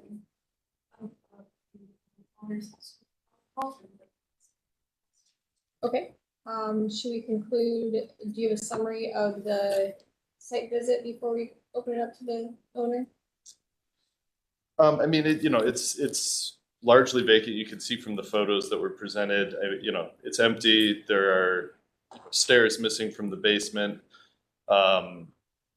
The second floor in particular had a good amount of bounce to it, and a low ceiling. So it's like Mr. Began mentioned, there's, one area where they've looks like extended their span quite a bit. So it's, you can see the rafter tails just kind of hanging out there, and they sort of sistered on additional 2x4s to bring that out to a roof. So there's definitely some structural improvements that would be, would have to be made before this could be livable. It is in definitely rough condition. The rear of the house definitely seems like it's in worse shape than the front portion, which is, kind of why staff feels that preserving that front gable and facade, and then maybe an addition off that would be the most appropriate, or at least worth exploring to find out what those costs or what complications that would involve. So. Excellent. Thank you. Yes, we'd like to welcome the owner if you would like to make a comment.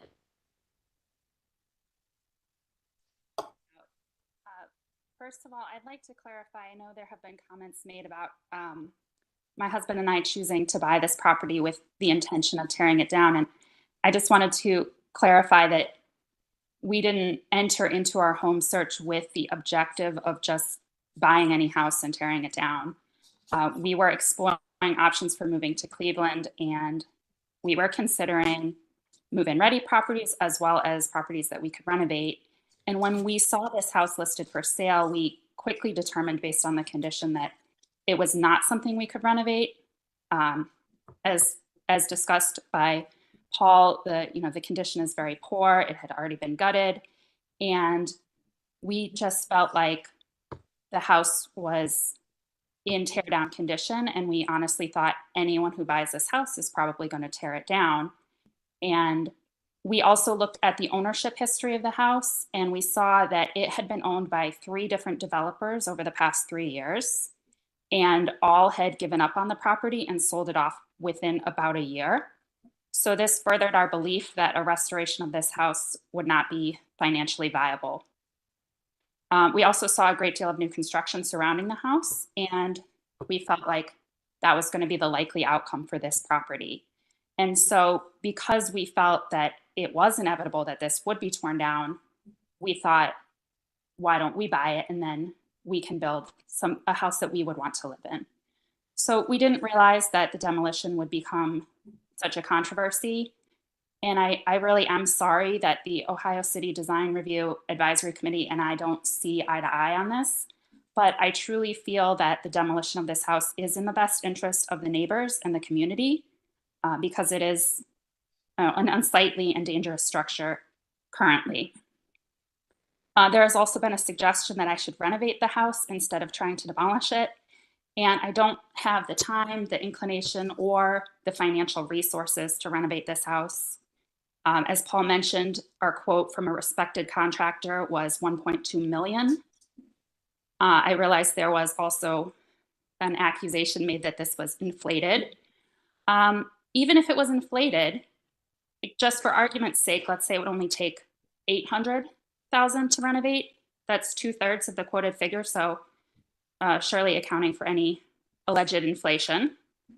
We paid about $200,000 for the property, so $200,000 plus $800, that's an investment of over $1 million to fix up this house.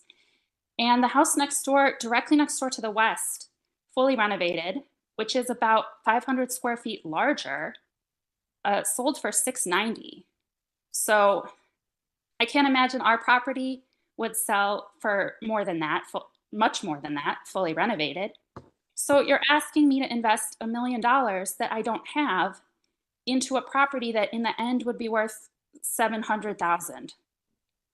I don't think anyone here would willingly take on a project that's going to lose them $300,000. And as I mentioned before, the 3 developers that owned this property previously all gave up on the project and sold it off. So if this house could have been renovated within a reasonable budget, then why didn't any of these 3 companies follow through?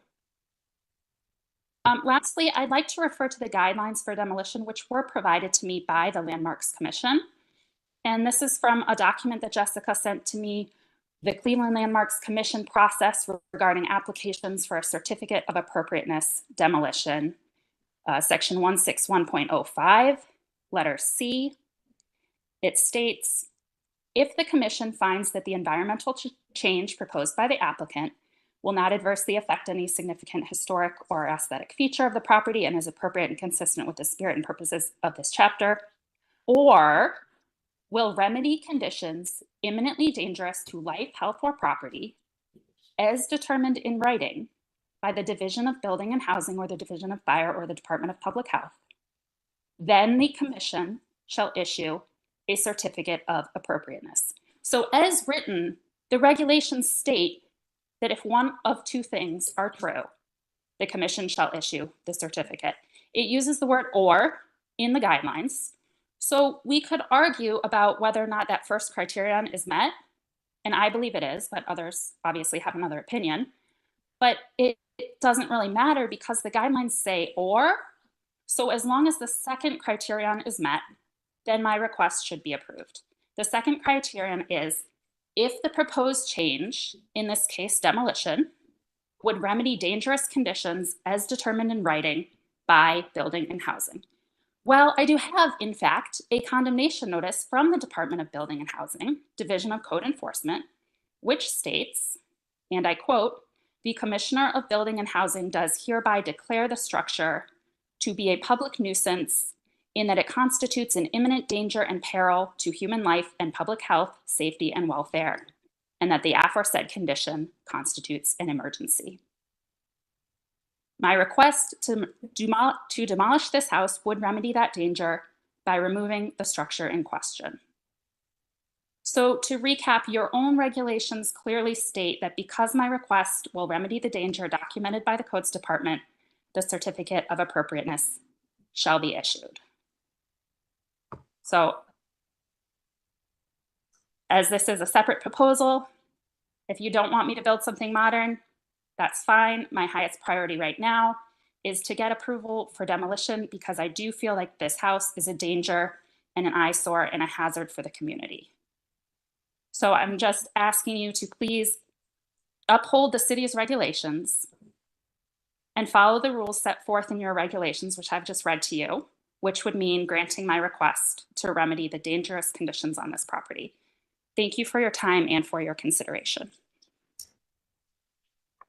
Thank you for your comments and stating your position. We do appreciate you being in attendance and allowing us to hear from you.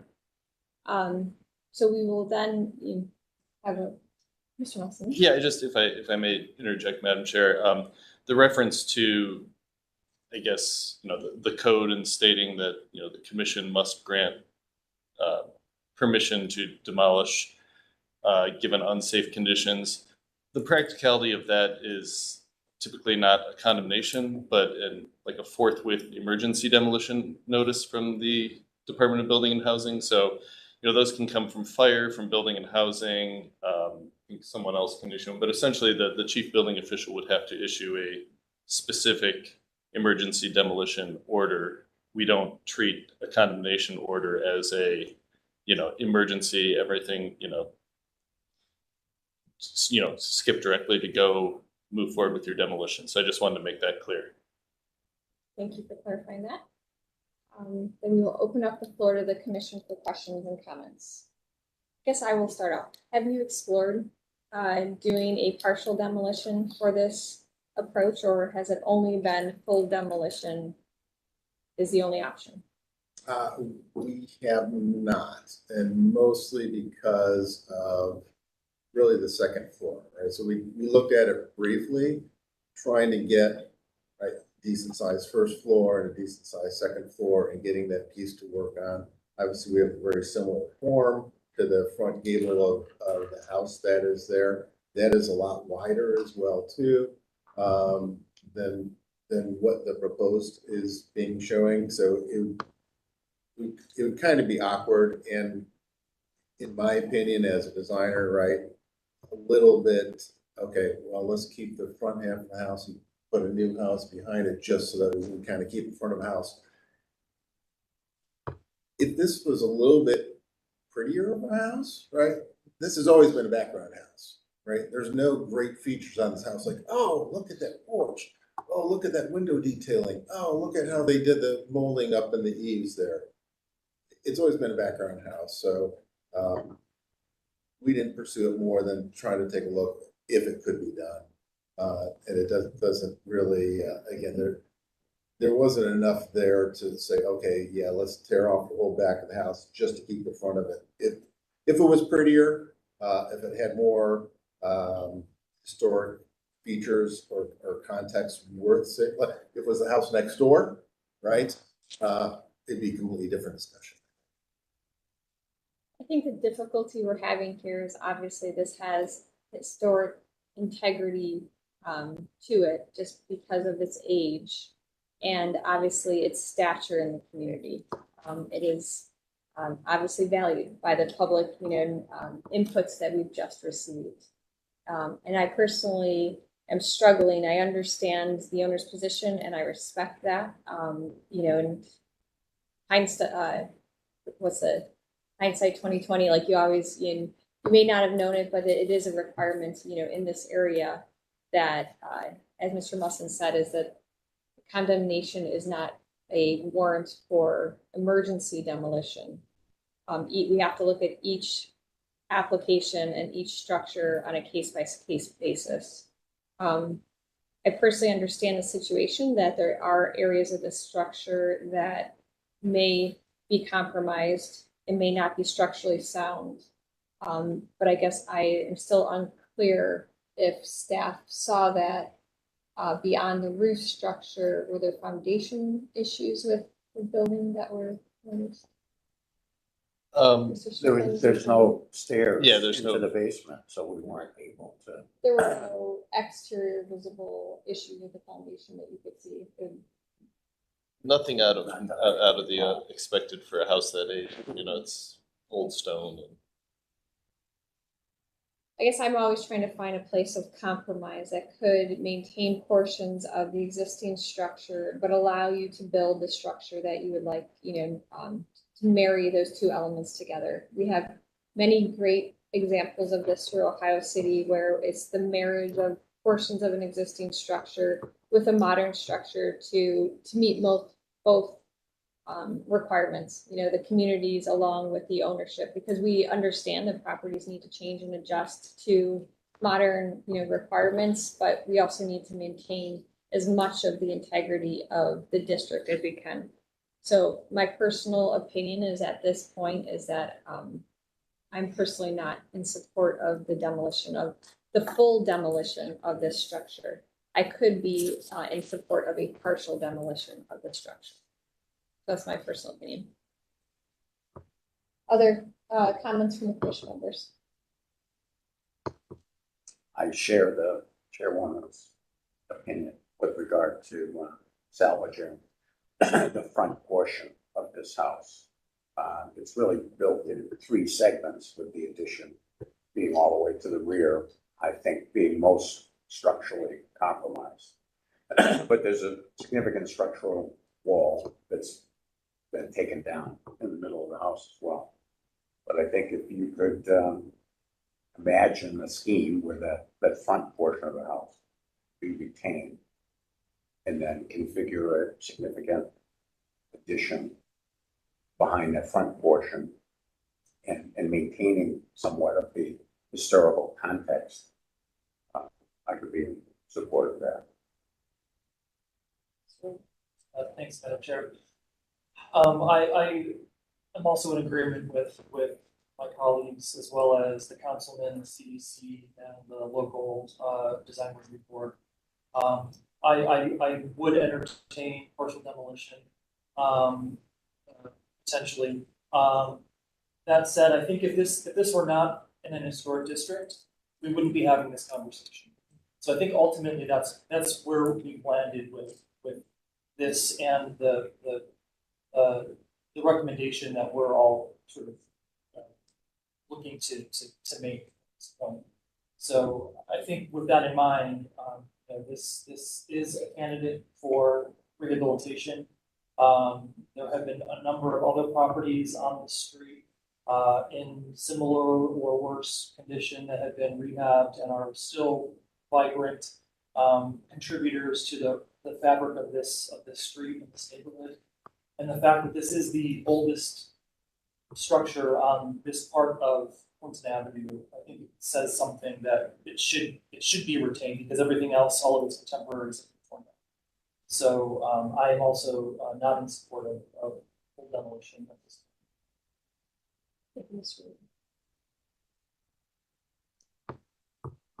Any additional? I'm sorry. Oh, Dr. Williams, thank you. Madam Chair, and also to the staff. I think this is more a request for clarification of what the building and housing department can do, since the current condemnation does not call for the immediate demolition of the property based on the conditions that have been observed. And several people are suggesting that perhaps a partial demolition is something that the owner should look into. Would it be the responsibility of the housing department to come in and say, well, that is a viable option? We believe that part of the structure can be saved because not all of it presents an imminent threat to the safety of individuals living and or working in that community. Is that something that can happen before the owners are asked to go back to the drawing board and come up with a plan for a partial demolition?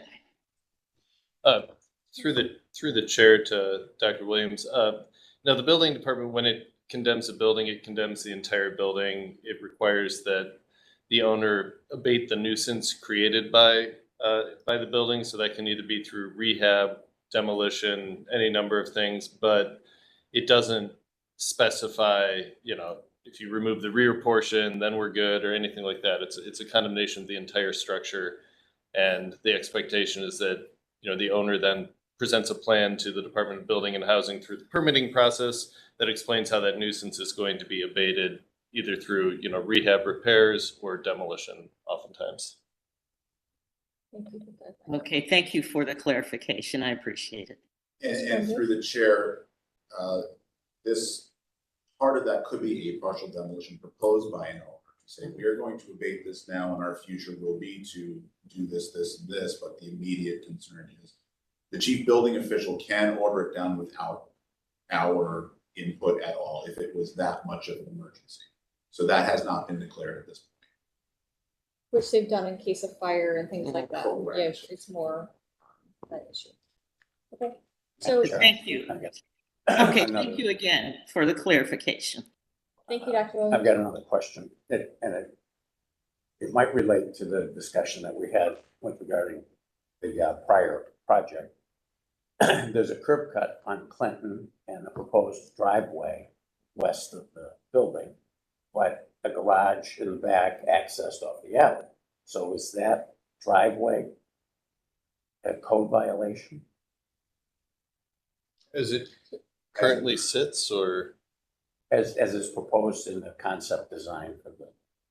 We're No, not putting in a new driveway, there's a driveway there, right? yeah, and the driveway connects to a proposed garage behind the building, so it's. I don't think with the site plan that they're presenting that there's. Isn't there an attached garage in the back of There's the a building? garage. This one is showing, because we had that conversation the last time around, and would we have access, so we did do a study about showing access from the court to the garage in the back. But in this case, there'd be the ability to, if that driveway and curb cut in the front were staying, there's the ability to pull Yes. back behind the house. So that's, that There makes is? it a. Yes. Did you have a site plan? Looks like the garage doors are. As that one was shown, is yes, that was our Garage study. doors to are show- on the plan left side Yeah. for you there. Well, actually, no, that one is showing it off report, that was our study to Oh, see so if we you would be able to have revise access. the garage so it's To access see from if the we could get side? access from Wheat Court. We had it originally off the side with the existing driveway, and this shows it from Wheat Court. So where does the driveway terminate? Again, this was a study we requested last time to take a look at, could we do it off of the court?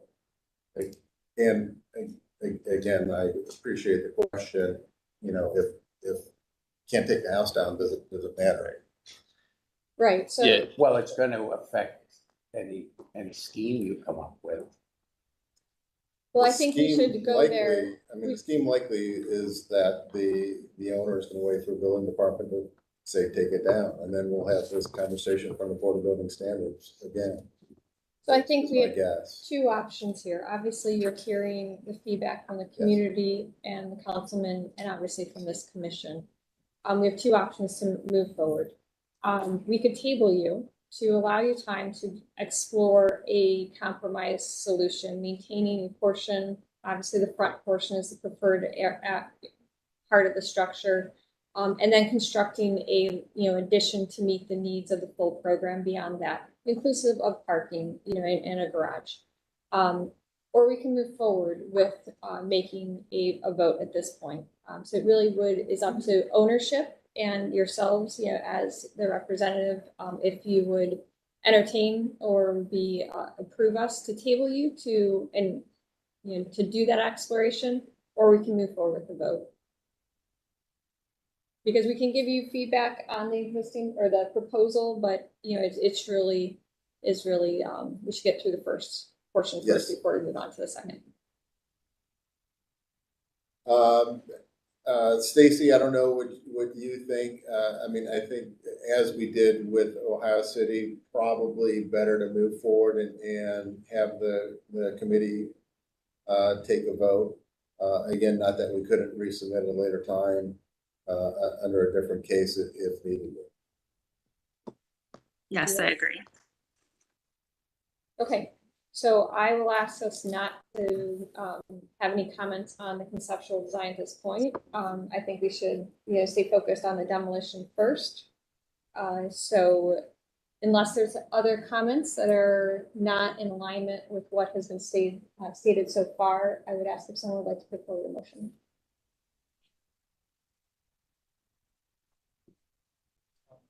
Mr. Lozier? I'll put forward a motion to deny the application, the request for demolition.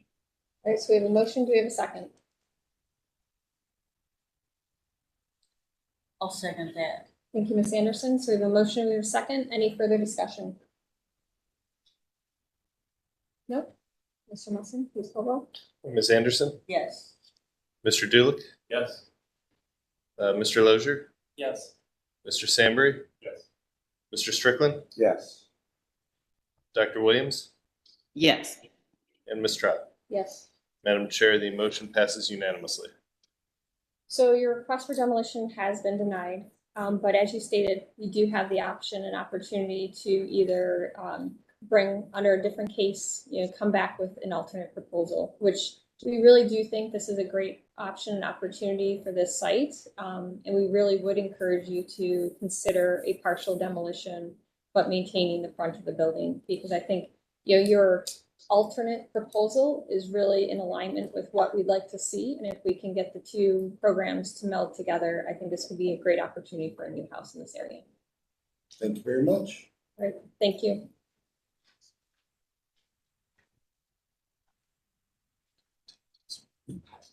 Do you need any kind of official request for withdrawal for the second part of this? No, since it was just concept, we'll. All right, thank you. So then we will not be reviewing item 5 on our agenda. We'll move on to case 6. We do need a motion to untable this from the November 30th, 2023 meeting. Would someone like to put forward a motion? I'll put forward a motion. Ms. Anderson has a motion. Is there a second? Mr. Lozier, you have a second? Any further discussion? I feel like I just have to say it for the motion, but I don't see any. These usually get a lot of Traction. a lot of comments. Okay, go ahead, Dan. Ms. Anderson, Yes. Mr. Dulick, Yes. Mr. Lozier, Yes. Mr. Sambry, Yes. Mr. Strickland stepped out, Dr. Williams, Yes. and Ms. Trout. Yes. Madam Chair, the motion passes unanimously. All right, so the applicant is untabled. If you'd like to unmute your mic, announce yourself and tell us about your project. Hi, I'm Jill Brandt from Brandt Architecture. And it's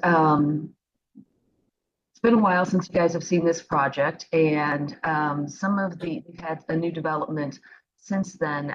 It was on the table, but Mr. Almarutis now owns the corner building.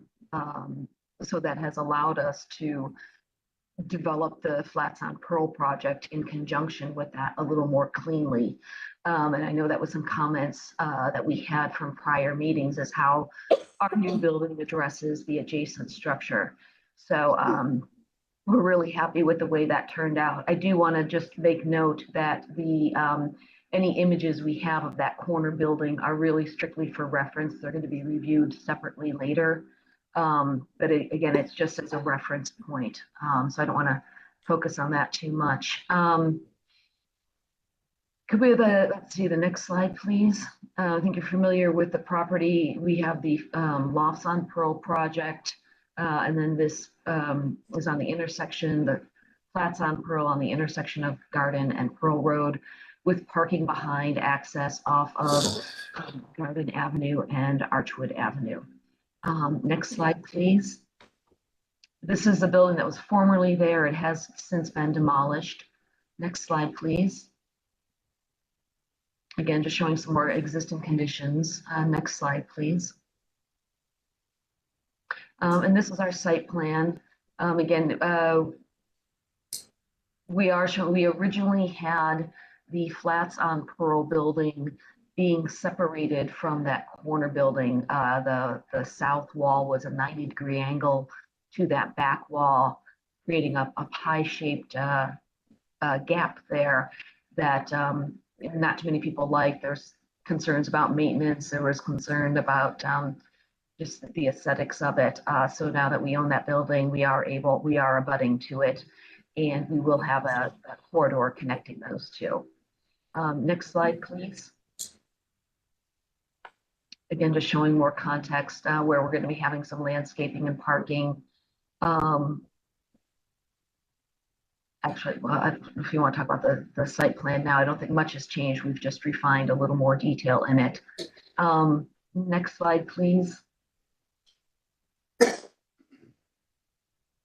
So this is showing how we're connecting to the building. And I think one of the things that we've also changed, well, one of the things that turned out great was now that we had access to that building, we were actually able to measure it and align the floor heights of the new structure to match the existing, and that really just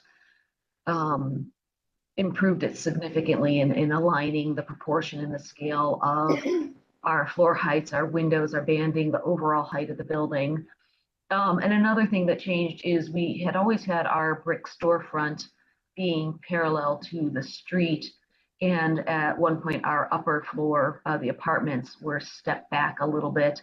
And again, at a 90-degree angle, we've pulled that forward now. And I think that really aligns the buildings as well. One other change is connecting the two buildings. We shifted our lobby to the south side, and it's actually where we started with this over a year ago. But I think it really improves the project. You can see it on the next slide, please. So there's a flat on view, and there you can really see much better alignment of the floor, the massing, the overall height of the building. And by stepping back that, by shifting the lobby and stepping back, it allowed us to transition from the brick with the punched openings to the metal panel and the larger window format that we had. And I think it's a really nice transition. Next slide, please. And this shows a better how it addresses the street and some of that alignment. We're really pleased with the way it turned out. Next slide, please. This is just showing the rear of the building. Not much change other than where we're addressing that corner building.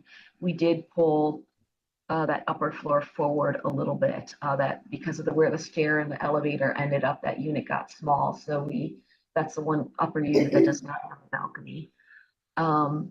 But also too, I think it works really well with what we're doing on the townhomes.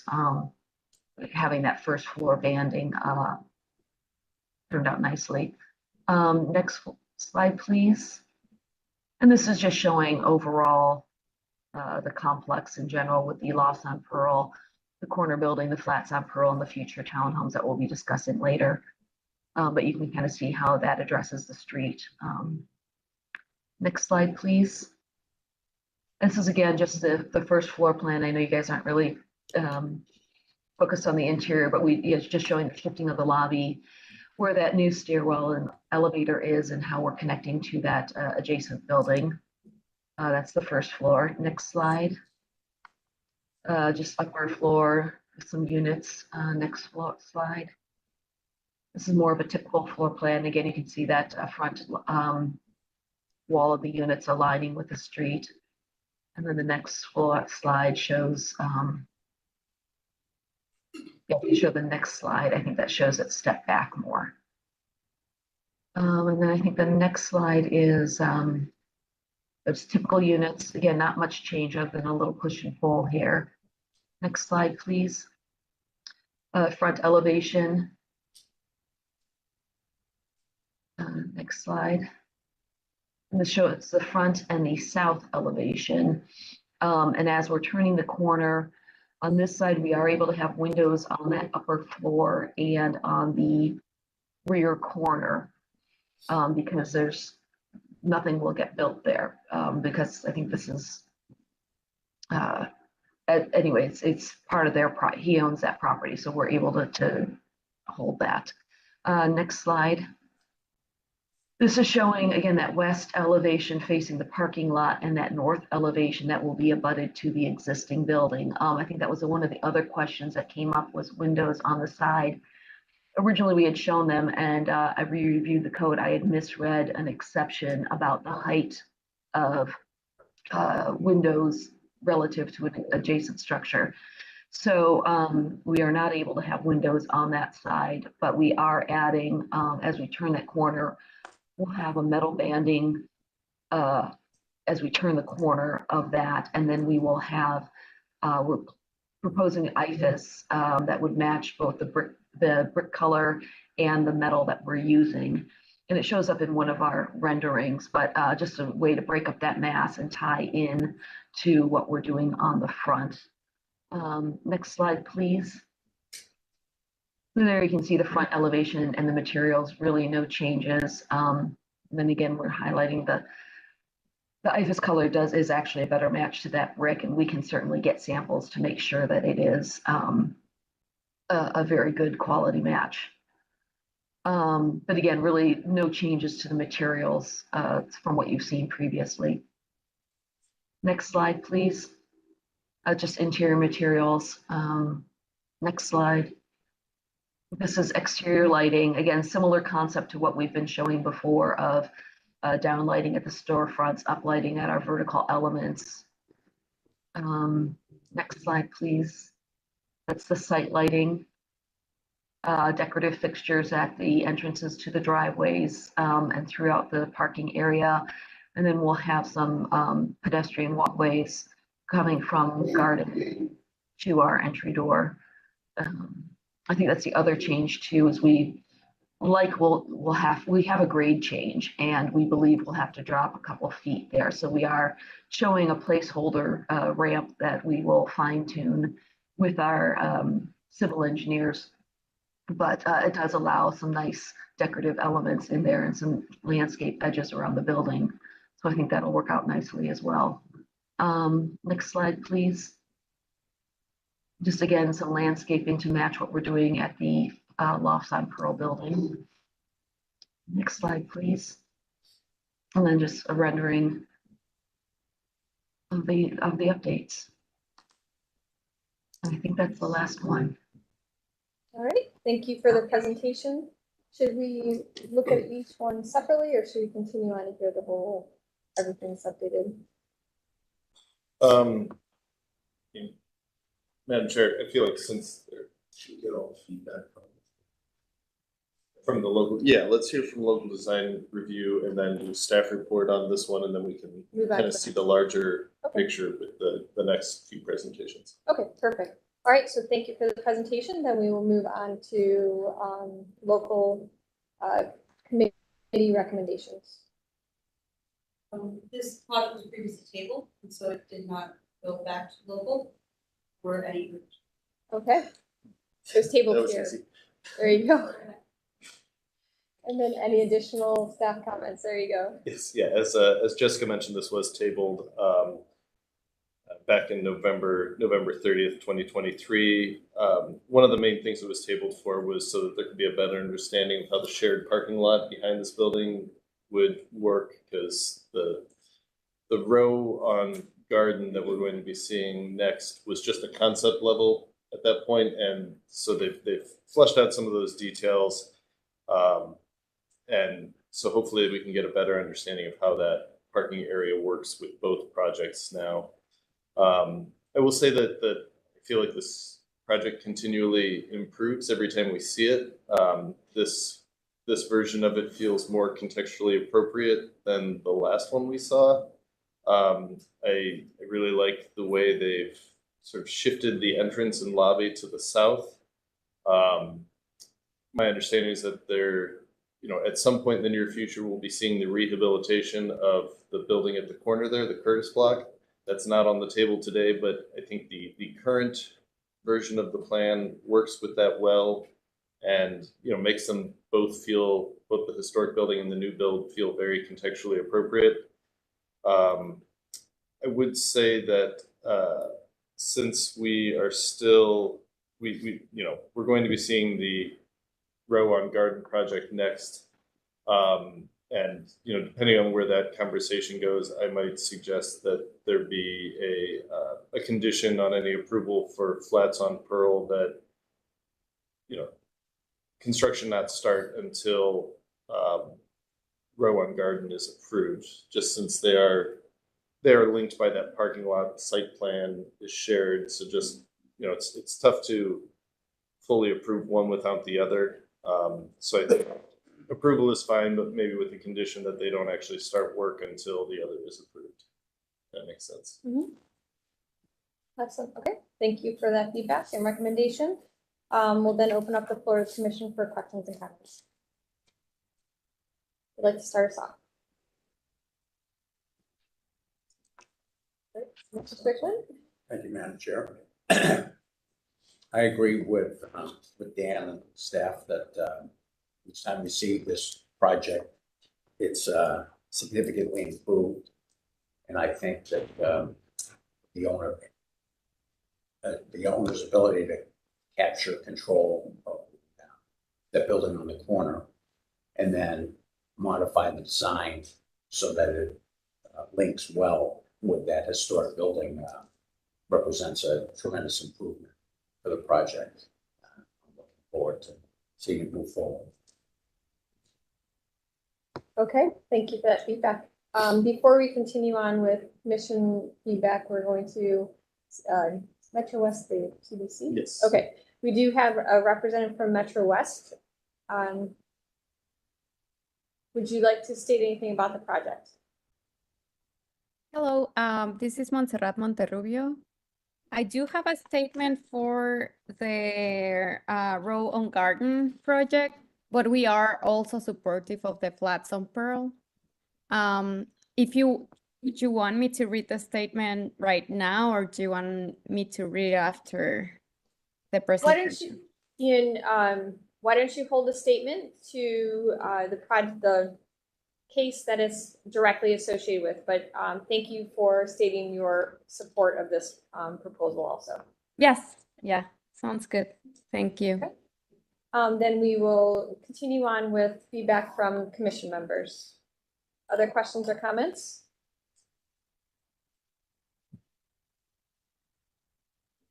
Yes. Yeah, I really want to applaud the design and ownership team for evolving this project in a really positive way and moving the entrance. I agree with staff comments with Mr. Strickland. It is delightful to see the process work like this. We really appreciate all that effort.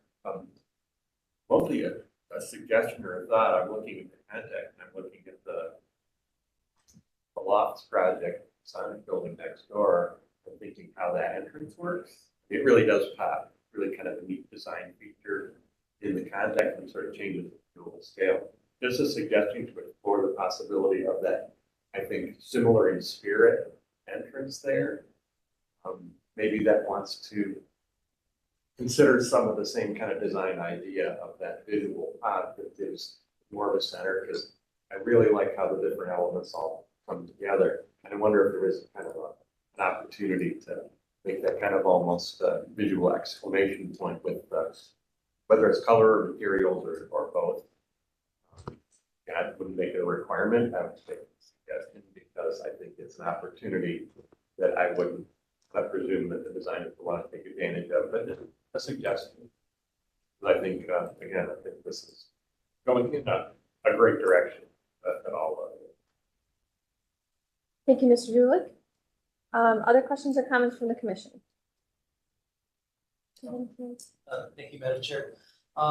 So just, I don't know if this is more of a question or a comment, but looking at the color palette, actual sort of material slide versus the rendering.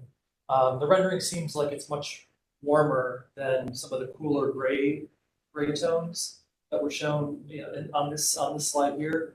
I kind of prefer the warmer because I feel like it relates a little bit better to the brick color than the coolness of the gray and the dark bronze. And maybe that's just the color rendering of the screen.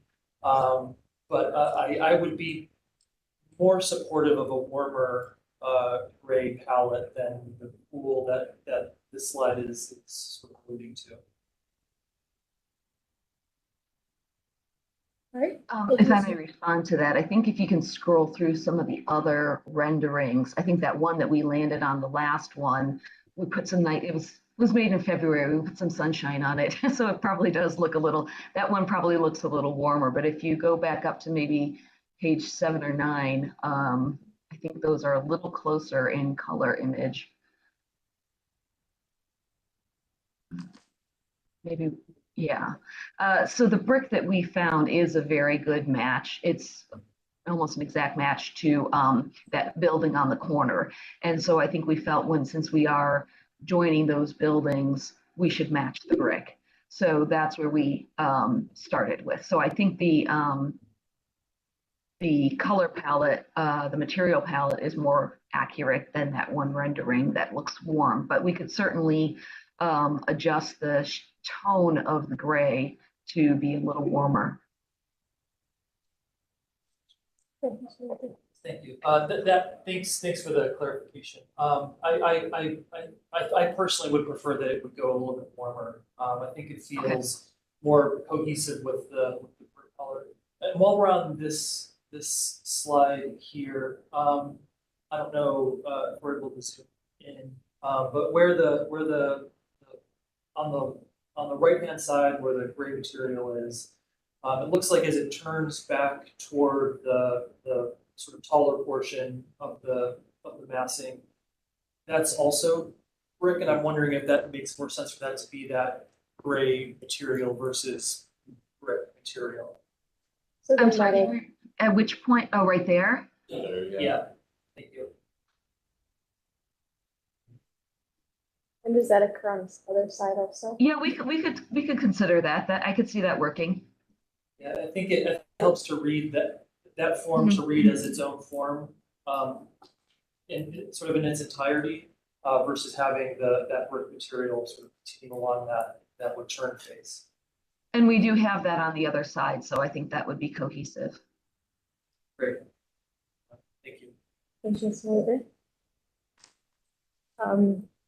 I think my comments are very aligned with what has already been said. I think it's this has continued to evolve and in a good way as far as the design. I would agree with the suggestion to wrap the metal panel there at the entry.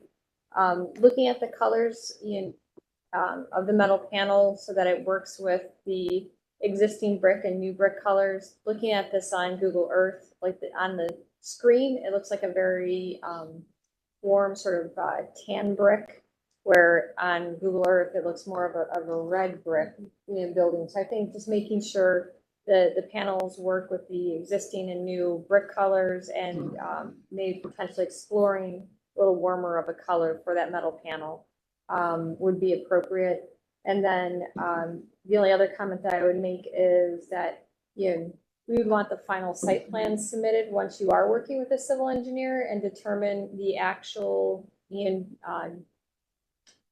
elevational change between the first floor and your parking lot to validate where that ramp would be. Longer, shorter, it may adjust your parking in the rear because of that. So that would just be something I'd like to add if someone makes a motion.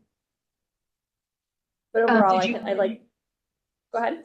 Oh, I was gonna say, if you wanted to go back to that site plan, I can explain a little bit about it. No, understand, you had explained, and see the ramp at the rear of the building, but if you don't have a civil engineer involved yet, if that ramp ends up lengthening, we'd want to see what that does to adjust the landscaping and things like that that seem to be occurring near that ramp. Correct. So we have boundary survey and topography of the parking area and the flats on Pearl building. And I think we've got, based on public record of the other buildings. So we have they haven't gotten all the topos yet. So from what we can tell from the back of the parking lot to the front of Pearl, it's about a 5 or 6 foot drop, and then you've got your floor level. So we're assuming maximum change would be about 5 foot. So we've designed that ramp to be that maximum. I think depending on how they grade for drainage, it might actually be less. So we kind of put in a placeholder for what we believe to be the maximum based on the topography that we have at our hand of the parking lot. So hopefully it only gets better, not worse.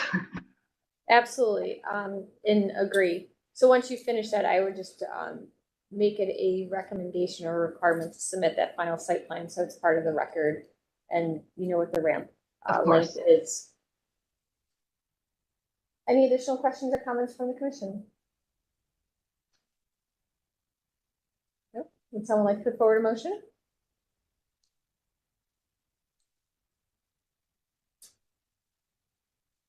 Someone like to put forward a motion?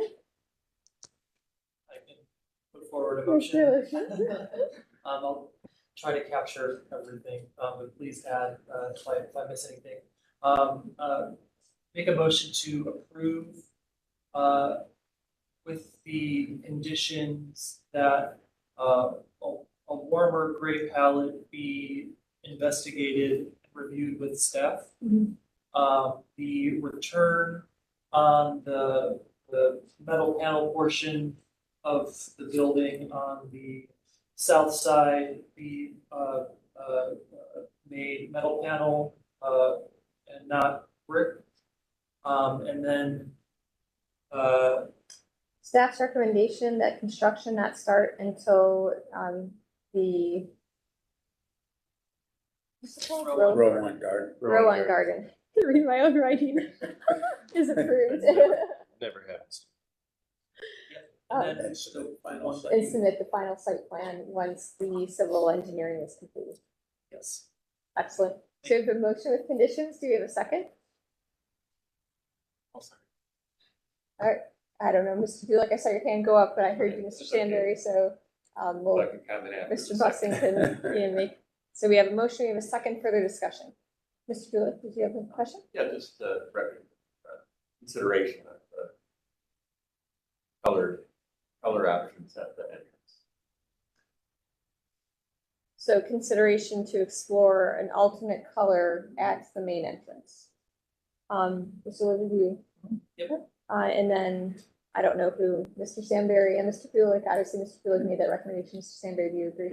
Okay, so we'll make that and add that to the conditions or as a recommendation. Any further discussion? No? All right, Mr. Russell, please call the roll. Hey, Ms. Anderson? Yes. Mr. Doolittle? Yes. Mr. Lozier? Yes. Mr. Sambry? Yes. Mr. Strickland? Yes. Dr. Williams? Yes. And Ms. Trott? Yes. Madam Chair, the motion passes unanimously. Excellent. All right, so then we will move on to the next case, which is the row on garden. Oh, wait. Accordingly, I'll let you myself for the rest. Okay, all My right. apologies. Thank you for letting us know. Thank you, Stu. Then we will move on to the next applicant, the row on garden. Thank you. And I just, if I can go back to flats just real quickly, we appreciate the project has evolved as well and all your input. But I do want to also thank the owner, Costa Alma Rudis, having the vision, and without him buying that corner property, we can't attach to it. So it's really his, that's been instrumental to the change in getting the project to where it is today. So I just wanted to make sure you're all aware of his hard work on that one. So we're doing the demo on this first, is that correct? Correct. Demolition of the 4 1 to 2 family homes. Okay. So yes, we are proposing demolition of these 4 structures, and it's been a journey with this. I know several people, Carl's been out on site as other members, and as time goes by, they get worse and worse. If we can go to the next slide. This is the first project. It was not safe to enter. There's, I think, a tree growing in the middle of it, and it's pretty bad. So it's definitely a safety hazard. So that's highly recommended to be demolished. The next one is a duplex. And, we went through with a structural engineer and a general contractor to go through and look at, what would need to be done to salvage this.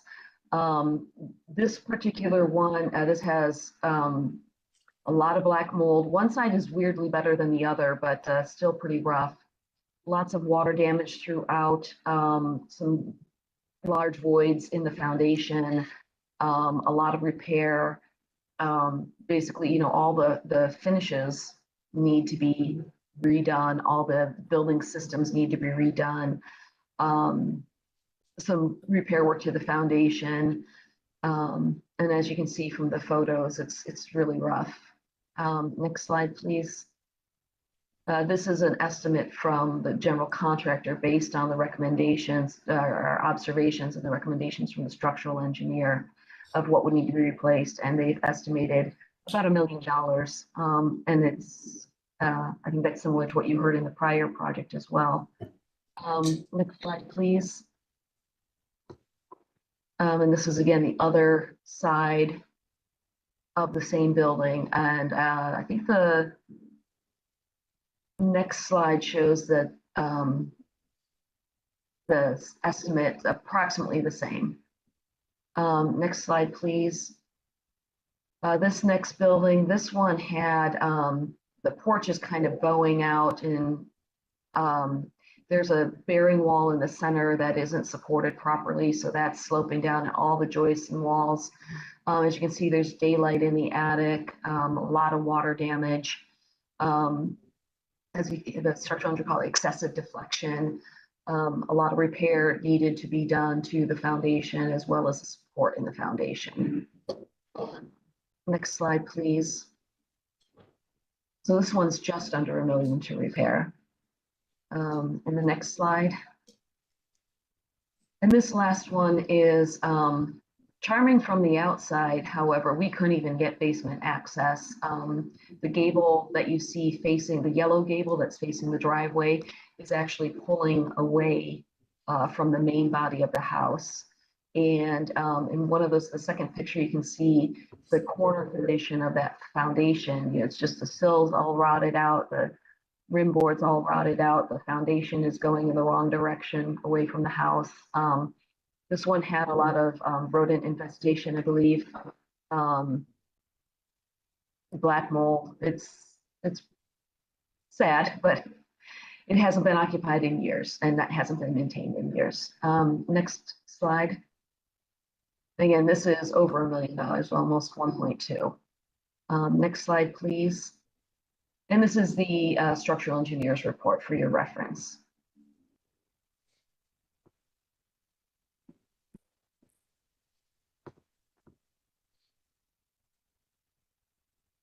That's any questions? Okay, thank you. I wasn't aware that you were done. So thank you for the presentation. We'll then move on to design review. No. I think you have to go from the part, because part of Oh. part of the demolition consideration is the replacement. Yes, but it's part of the demolition. Okay. Would you like to continue on and tell us about your proposal for Rowan Garden? Sure. And I'll just note, you know, you saw the master plan, site plan. This one was for the last, I think it was the design review, we were asked to just separate the row. So we're just showing self-serving parking here. But as you know, it's part of the larger picture. But just showing where it is in relation to the other structures. Next slide. And I don't recall exactly where you last saw this project. But we only had 2 comments back from the design board when we last met with them. And one of them was making sure that we had them situated relative to the property line, that we could get some landscaping and just a little breathing room there. So we have it set so our front porch is 4 feet from the property line. That still allows sufficient drive, a 22-foot drive aisle to the rest of the parking in the back. And then the next slide. Just again, showing current context. Next slide, please. Again, the homes that we were looking at. And next slide, please. This is, again, these are much older photos of those structures to be demolished. So if there's anything to be salvaged, we would. Next slide, please. These are the current elevations. And again, I forget where you last saw this, but we have 2 buildings of 3 units each. And the center building is all brick. On the front, we have some siding on the back. And the other 2 buildings are all siding, different widths of siding. And one will be a hardy board material and the other will be a wood look metal panel. And then we have the windows, metal panels are within the windows. You know, part of this was twofold. Is the goal of these designs was to serve as part of a cohesive development with the Flats on Pearl project, but also as a transition as we're coming down Garden Avenue from the larger scale commercial buildings to the single family homes, trying to maintain the proportions and the gables, the windows, some of the detailing and scale that we find in a single family home. Next slide, please. This is just the rear elevation. We've got some stepping back of that, again, keeping the massing. Garages with the rooftop deck above, and then the main living space, and then the upper floor. Again, keeping the gable. This will all be siding back here. Next slide, please. Just showing the side view where we would have some window placements where on our end units. Next slide, please. Just a typical floor plan of each unit. Next slide. Again, this is the other unit showing where the windows would be on that side. Next slide, please. Just again, a typical rear elevation. Next slide. The units are pretty much the same. Next slide, please. So this is the material palette, and I think one of the things that came up both with the design board and I think here was just, making sure the color and the texture and the palette, we kind of ran a gamut over from the first initial design of what it was going to be. As I said, we locked in with the center unit being all brick and the end units being siding and a wood look siding. We originally had it gray and they wanted historic colors. So we do have, we went with a greenish gray. It's called Roycroft Pewter, which we think is really quite lovely and a little softer than the other grays that we were looking at. Although we will have the brick unit will have gray on the rear side just to differentiate it when you look at that rear elevation. Let's see, we will have that panel will be the dark bronze, again, similar to what we're doing on the front, the Flats on Pearl project. We have a nice mid-tone wood, a teak colored wood look panel, bronze windows. And I apologize that the material palette there's 7 showing that canopy, that I believe that is going to be that bronze color as in the rendering. The brick color is compatible with what we're doing on Flats and Pearl. It just has a little more color variation, which we think is a little more residential and really picks up some of the other colors we're working with. And then the one thing I want to point out too is the image on the bottom. There is no metal roof. It will all be asphalt shingles, and I believe that's shown correctly in the other images. So we can go to the next slide. Again, lighting, we're having some uplighting on the main gable parts, and then a light by the entry doors and one over the garage door. Next slide, please. The site lighting, again, decorative fixtures at the driveway entrance and pedestrian paths. Next slide, please. Landscaping, same as before. Landscape. So this shows a little more of the rendering and the color palette and the view down that street, which I think turned out really nicely. Next slide, please. And again, just looking at the from the other direction. Next slide, please.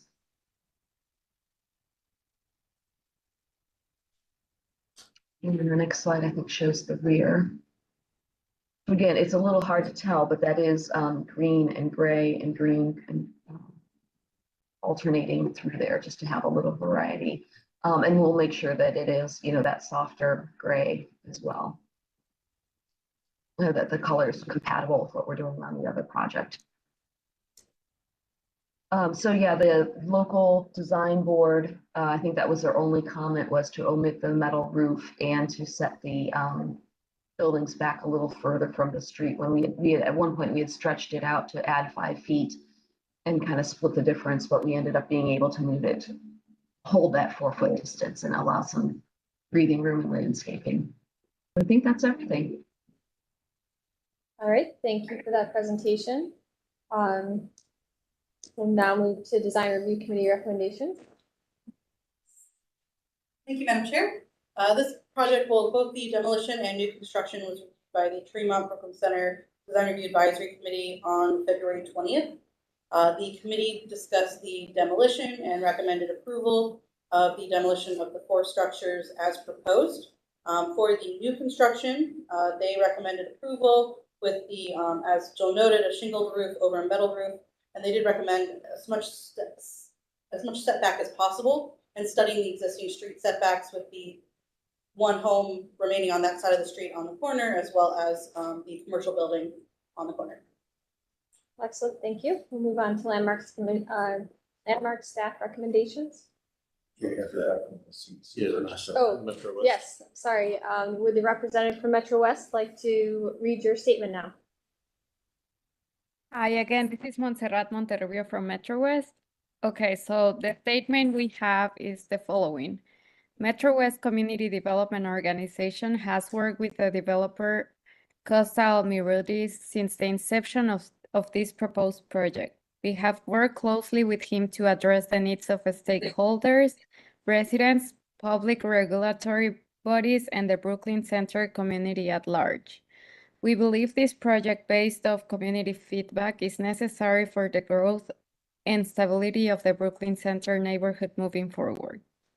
We would like to give our support to the Row on Garden conceptual plans, as we believe the plans presented to the Commission fits with the fabric of the overall Brooklyn Center Historic District and will contribute to the diversity of housing in the neighborhood.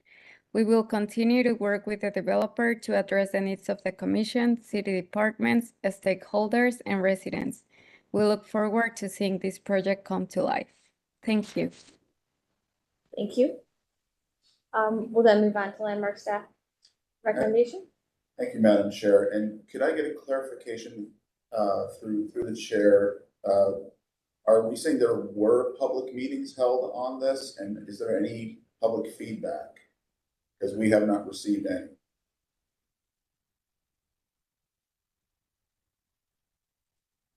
Hi, so if I can do a quick comment here, we have a project going on in Brooklyn Center right now with Councilwoman, I believe it's Rebecca, and she said we have met with the community a couple of times. The community have actually seen the plans for this project, and they are all very excited to see what's coming up. I know Costa has been very involved in these meetings, and he's been very responsive to all of these people's needs. So I know I have been in those meetings too, because they are working on a different project, but they have touched on this project as well, and they have all been we have only received very positive comments about what's coming up. Okay, thank you. If you would be able to share all that community feedback with staff, I think we probably could have used that prior to this review. And I've been in contact with your executive director, and I think we're going to be setting up a meeting for the future so we can see how we can all work together better as a team for the city and for the Brooklyn Center area. So we're looking forward to that. So moving on to our landmark staff review. The concept review is on the 30th, and we did do a demolition site visit to these buildings. I just want to recap a little bit about the history of this, because this is a very small block and it's an in-tucked neighborhood. And you can see in 1858 it didn't exist. It was later subdivided, and the reason the street kind of has that jog is because of the way the property lines were really weird at the time. So that's why it's not a straight on street. It has created a little bit of an issue with sight lines and such like that. The two buildings on property 1 and property 3, number 3 was demolished, I think, within the last 8 years. And the one on property 1, we believe, is the one that is still there at the rear. It's just been rotated when they built the Kearns block at the corner, which you can still see it there, and then you can see it there in the 1898 map as the development of this neighborhood continued on.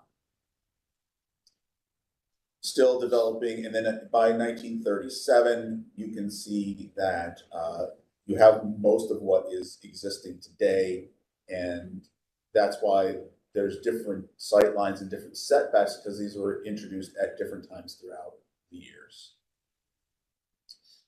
We have picture on the left is from immediately before, so you can see the full context of what was happening before all this development, and then a current photo of the house demolished and the parking lot put in for the other side of the development. So I want to review the full context of this neighborhood. To half one, there's a very, even though there's a few buildings, they do have a nice little mix, and they are historic, and it does feel what this community always was. Is looking out towards Pearl Avenue from the corner. This is in front of where that one building was demolished. You can see the context here. And then looking straight down there, or pretty much, you can see where the setbacks are and how these ones that are proposed for demolition do sit a little bit proud and a little bit more in line with the way the street does, and that one in the front as well. So looking at what has been proposed for 2605, and we know with the previous project, we look at are things imminent for demolition, and could they be rehabbed? Should they be rehabbed? Cost prohibitiveness. This first one, 2604 Garden, we feel should be approved for demolition, regardless of what happens today. It is in a state beyond, I did go inside the building, and there's an entire section has collapsed on the first floor down to the basement, and it is not safe. And honestly, I think that we all agree that no matter what you decide today, that please issue a certificate of appropriateness for demolition on this building in particular, because it does need to come down. And it's a shame because it probably has the most significance, and it's probably one of the older buildings in the neighborhood. The house at 2902 Garden, which has the most architectural significance, design, and is probably one of the mid built on this, we feel should be denied for demolition, should be retained. The rehabilitation could include a partial demolition of the rear additions, which could also include a new garage to accommodate, because that's where the drive would come in. Yes, the estimate is high, and as we heard from the previous, and we are familiar with this contractor, and he does high-end restoration. So what you're getting here as an estimate is top of the line. So, and that's to be commended if you're going to go that route.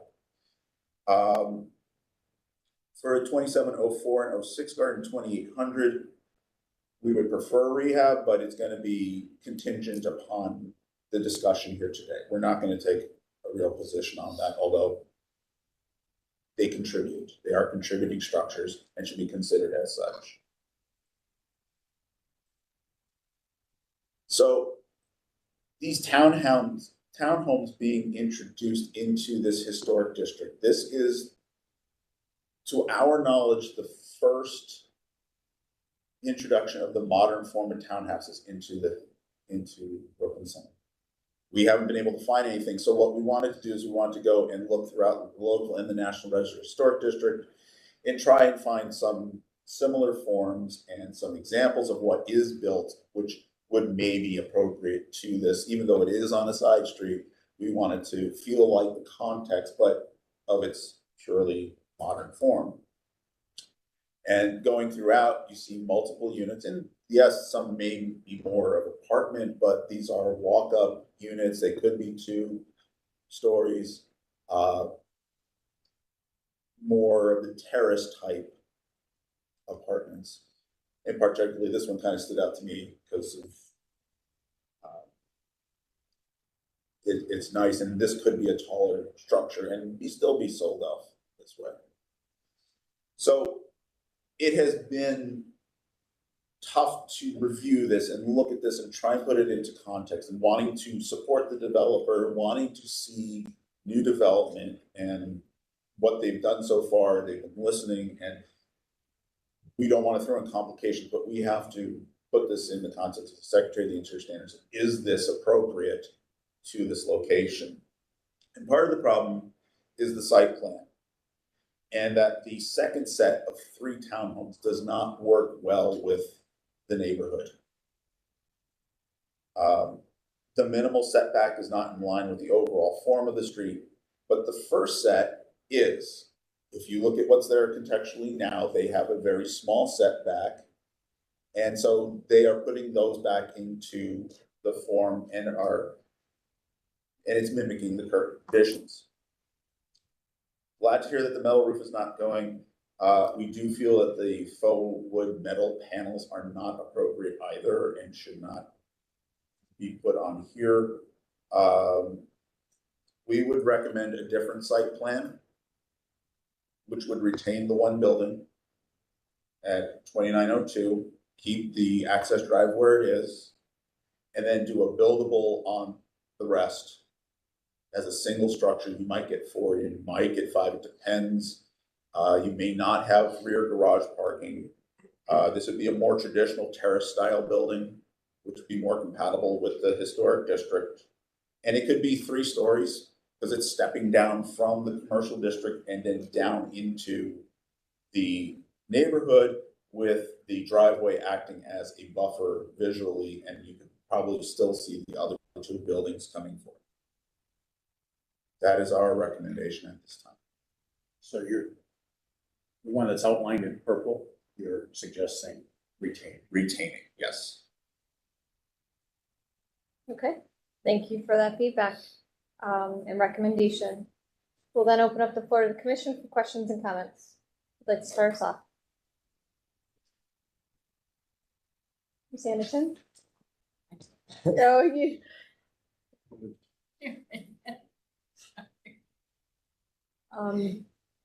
Great, well then. I think we should seriously consider retaining that one building and not having scalar, which is a high end, having an alternate contractor look at it? Yes, maybe more than one. So you're in line with staff's recommendation? Yes. Okay, all right, that's helpful, thank you. Other questions and comments?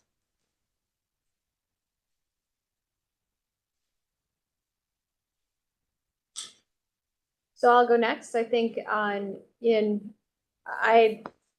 align with staff in the respects that I am fully in support of the north, well, I guess that's the east building, correct? North is up. The east building, because of how it transitions from the taller commercial scale buildings on Pearl back to the residential size structures on Garden and West 31st. And because of that, I think, adjustments to the west building is appropriate, and maintaining that house would be obviously, I trust staff's recommendation if it is something that is, contributing to the historical district.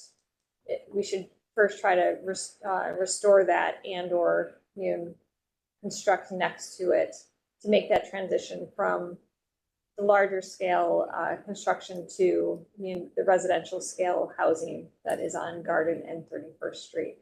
But overall, I think the direction is improving. I would agree that the wood in the wood tone is not my preference. As much as I love wood tone, it just feels, I think the majority of your materials are fairly understated and historical. So that application as a main body element feels not appropriate. I like the material, but I don't know if I like it on this application. I'd prefer something more understated like the masonry in lieu of it, just to keep materiality consistent, or an alternate color, similar to typical housing construction approaches. But overall, I think I'm in support, like I said, of the east building and its design if those adjustments were made. But the west building, I think we need to continue to explore how that area is addressed. Other questions and comments from the commission? Ms. Anderson? I just want to add on to your comment regarding the wood tone. I like the warmness of it. I think maybe bringing in more of the warm brick would be good.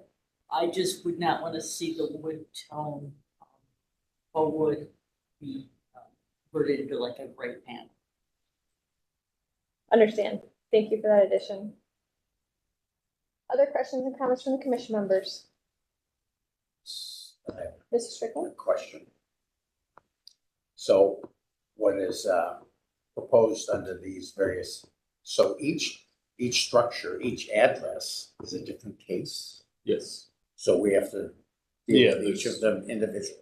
So Yeah, that, there are 4 demo cases Yeah, I in see. front of, I can straighten out which address goes with which case number when we get to that point. right, Once you're ready. so, you know, aligning any motion may come up with, could follow staff's recommendation. Sure. In approving 3, denying. Yeah, we can help you get the addresses and everything right. And, That's- yeah, so I still have a question about the addresses. Carl had mentioned that the first house is imminent, subject to collapse, so, and then the second house is a duplex.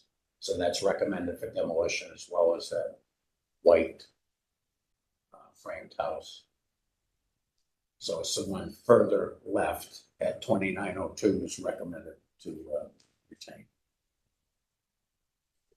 Was staff able to go through these houses?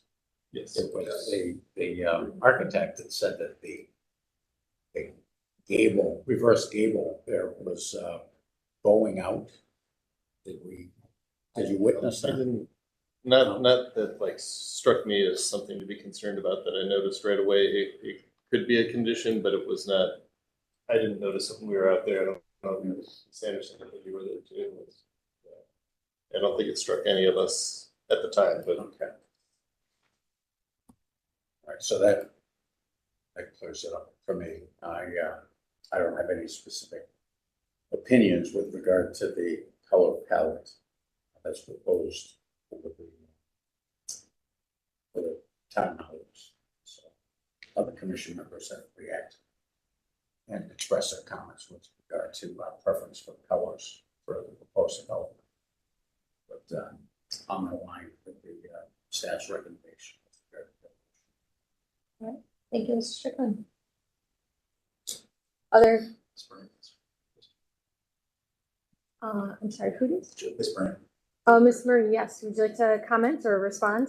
Yes, just I wanted to comment. I believe the landmark staff was out there in July, perhaps, of 23, and we walked through with the structural engineers and contractors in December.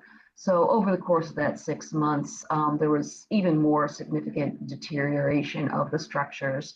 And as I said, we did go through with a structural engineer who observed any deflection, anything pulling away, and that is in his report. I don't know if the staff needs to go out there again. 3 months have passed since we've last observed these properties, and it's gone through another winter. So while these pictures we're looking at now are sunny and clean, that's not necessarily represent, these are old photos. That's all I wanted to comment on. Okay, thank you for that feedback. We appreciate it. Do we have a copy of the structural report? Did you submit a copy of Yes. the structural report? It's in the demolition package. Okay. And regarding the cost too, I don't think that they gave their numbers intending these to be high-end finishes. But even if it's 50% or 75% of what that final estimate is, I think that's still a high number for the value that these properties could, if we were to rehab and sell it, that's a huge investment. And I don't know that we'd have the return.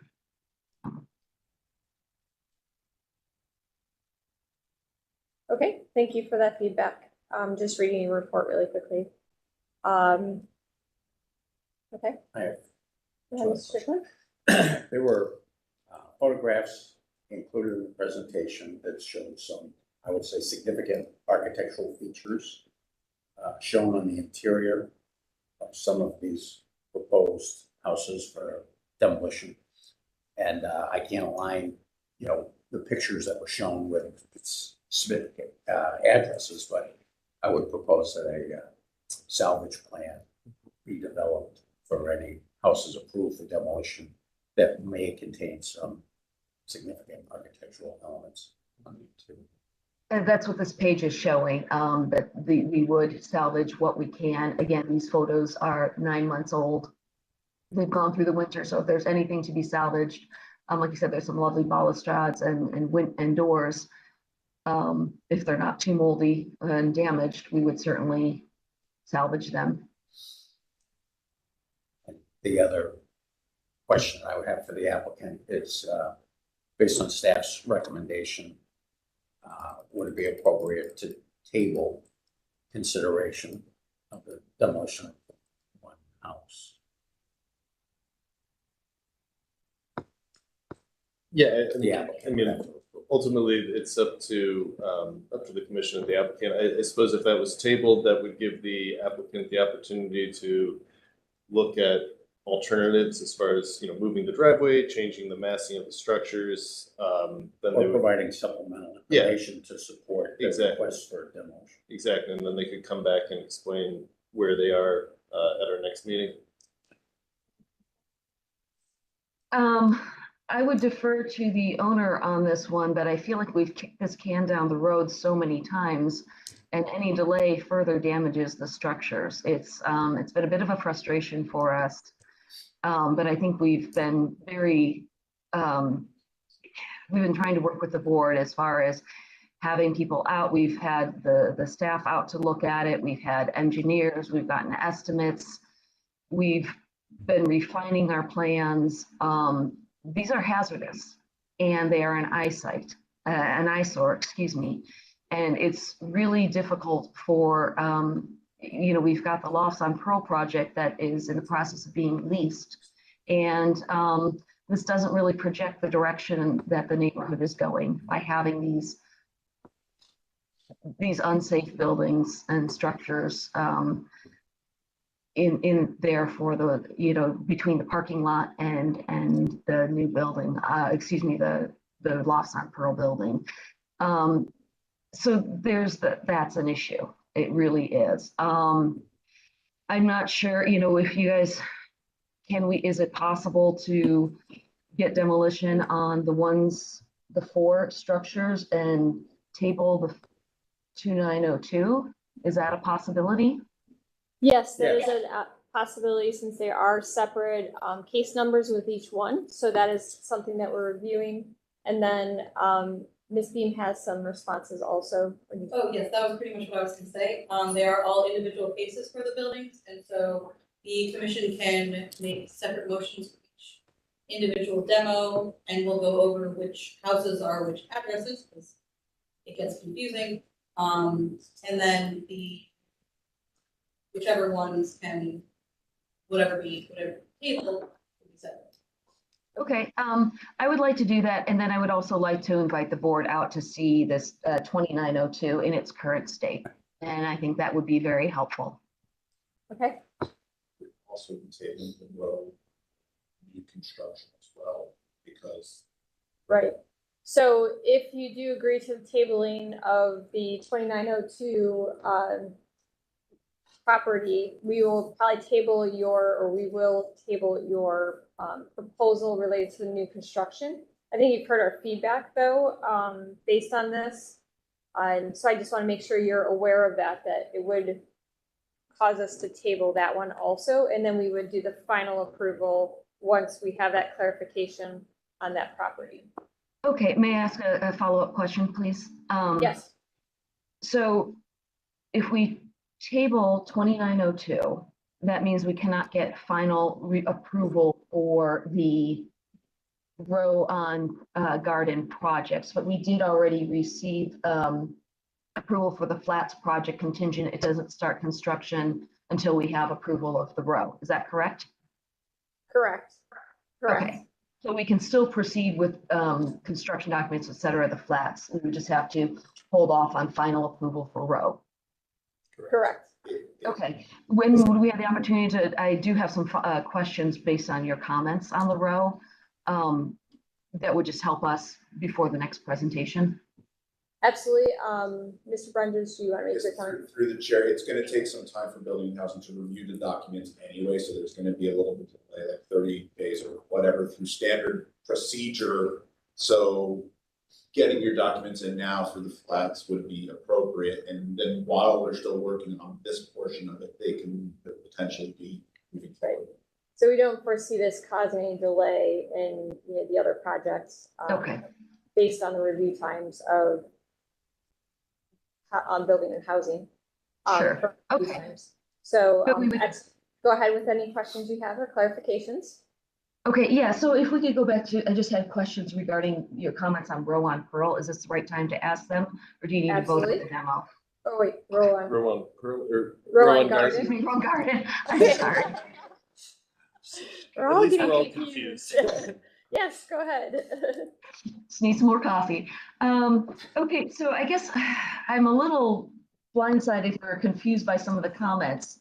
From the very, we've been before you conceptually, we've been before the Brooklyn Tremont Design Board and had positive feedback with them. And I think a lot of what our comments were, trying to keep the proportion of each unit to be similar to a single family home, having that front porch, having this, more residential looking windows, keeping that verticality in the gable. And I think there's even a house down at the at the end of Garden Avenue that has that similar form to it. And I think everyone was very positive in their response to us on that. So I'm a little confused by Pearl's comment about going with a different style of design. It seems kind of late in the process to be hearing that. There were a couple other comments that liked the form, but not the wood texture, and that's fine. I have no objection to, revisiting what that wood look siding is. We did consider having it be another, siding to mat, maybe a wider board siding color or something to that effect, or we can consider that. But I guess I really have questions about the form and what the board's feedback is on that, because like I said, the Tremont Brooklyn board was very happy with it. And someone made a comment about possibly just stepping it back on the building to the west. So I guess can we touch base on that again? I'm a little confused. Sure. Chair. Yes, go ahead, Mr. I personally don't have a problem with the form at all. Okay. Commission members have talked about materiality and colors, but I personally don't have a problem with it. And I think the form on the east building, this is appropriate. It would just be depending on what is decided upon related to that existing building. And if that is maintained, then the structure may feel very awkward if you reduce the configuration to accommodate maintaining that existing building and having it in using less units. It may feel awkward in its height. That was my comment, is that stepping it down to maybe a 2-story versus 3-story may feel more appropriate at that point. Just the west. This is the west building, based on the existing structure. But did that clarify my comment? Yes, thank you.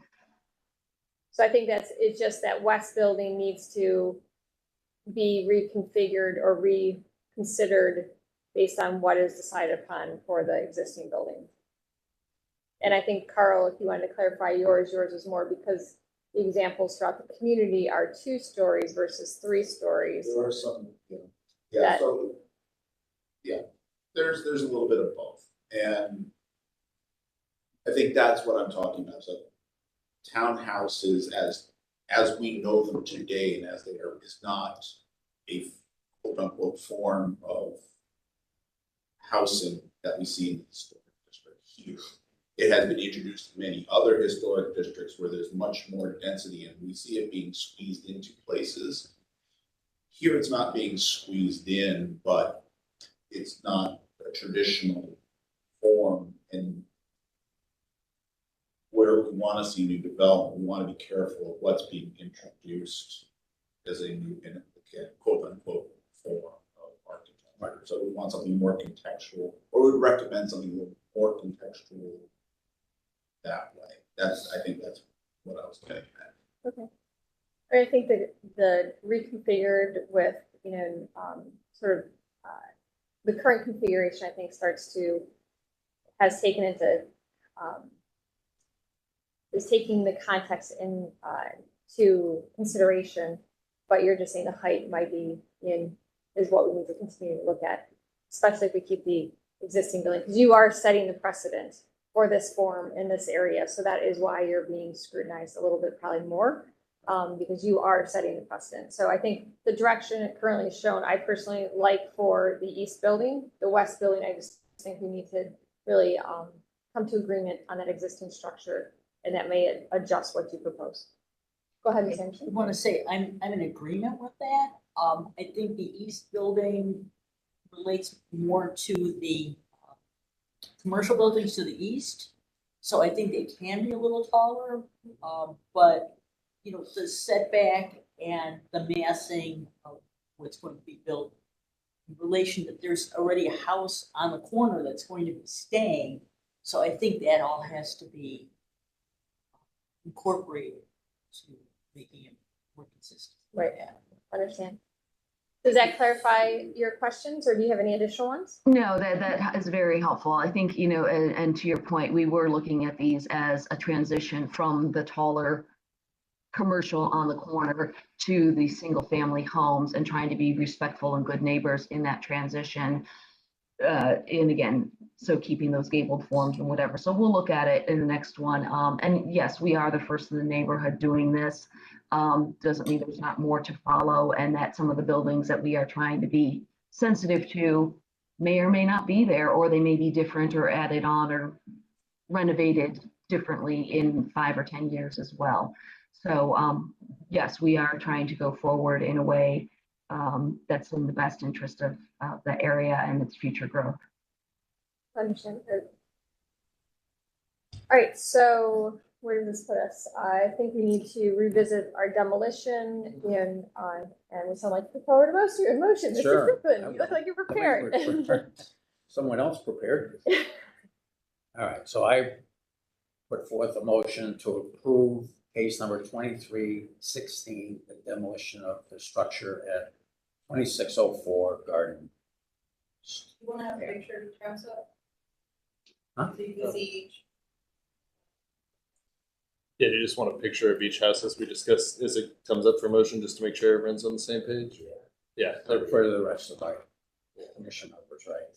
So 2604 is the first structure west of the commercial building. Right. Are we doing these each individually, or can we No, consolidate should. them? Okay. Okay. Individually. So I move to approve that case number Okay, so we have 2316, the demolition. So we have a motion. Do we have a second? I'll second that. Thank you, Ms. Anderson. We have a second. Any further discussion about 2604 Garden? All right, Mr. Russell, please call roll. Ms. Anderson? Yes. Mr. Lozier? Yes. Mr. Strickland? Yes. Dr. Williams? Yes. And Ms. Trout? Yes. Madam Chair, the motion passes unanimously. Okay, we'll move on to the next one. To approve case number 115, the structure at 2704 Garden for demolition. So we have a motion. Do we have a second? I'll second that. All right, Ms. Anderson seconds. Mr. Brunges? Just to clarify that, flex at 2704. And 06.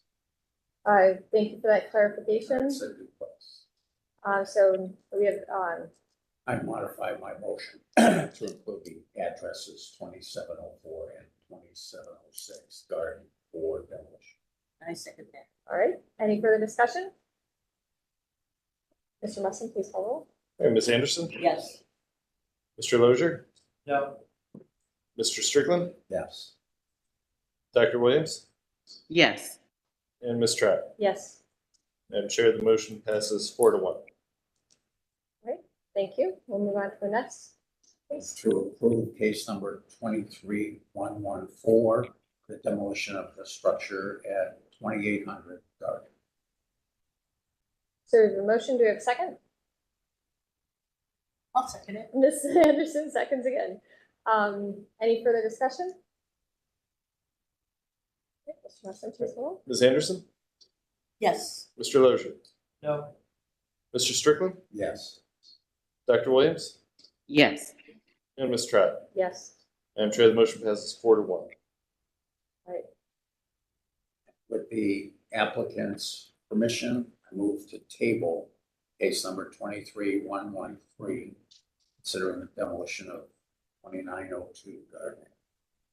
And just for the record, Ms.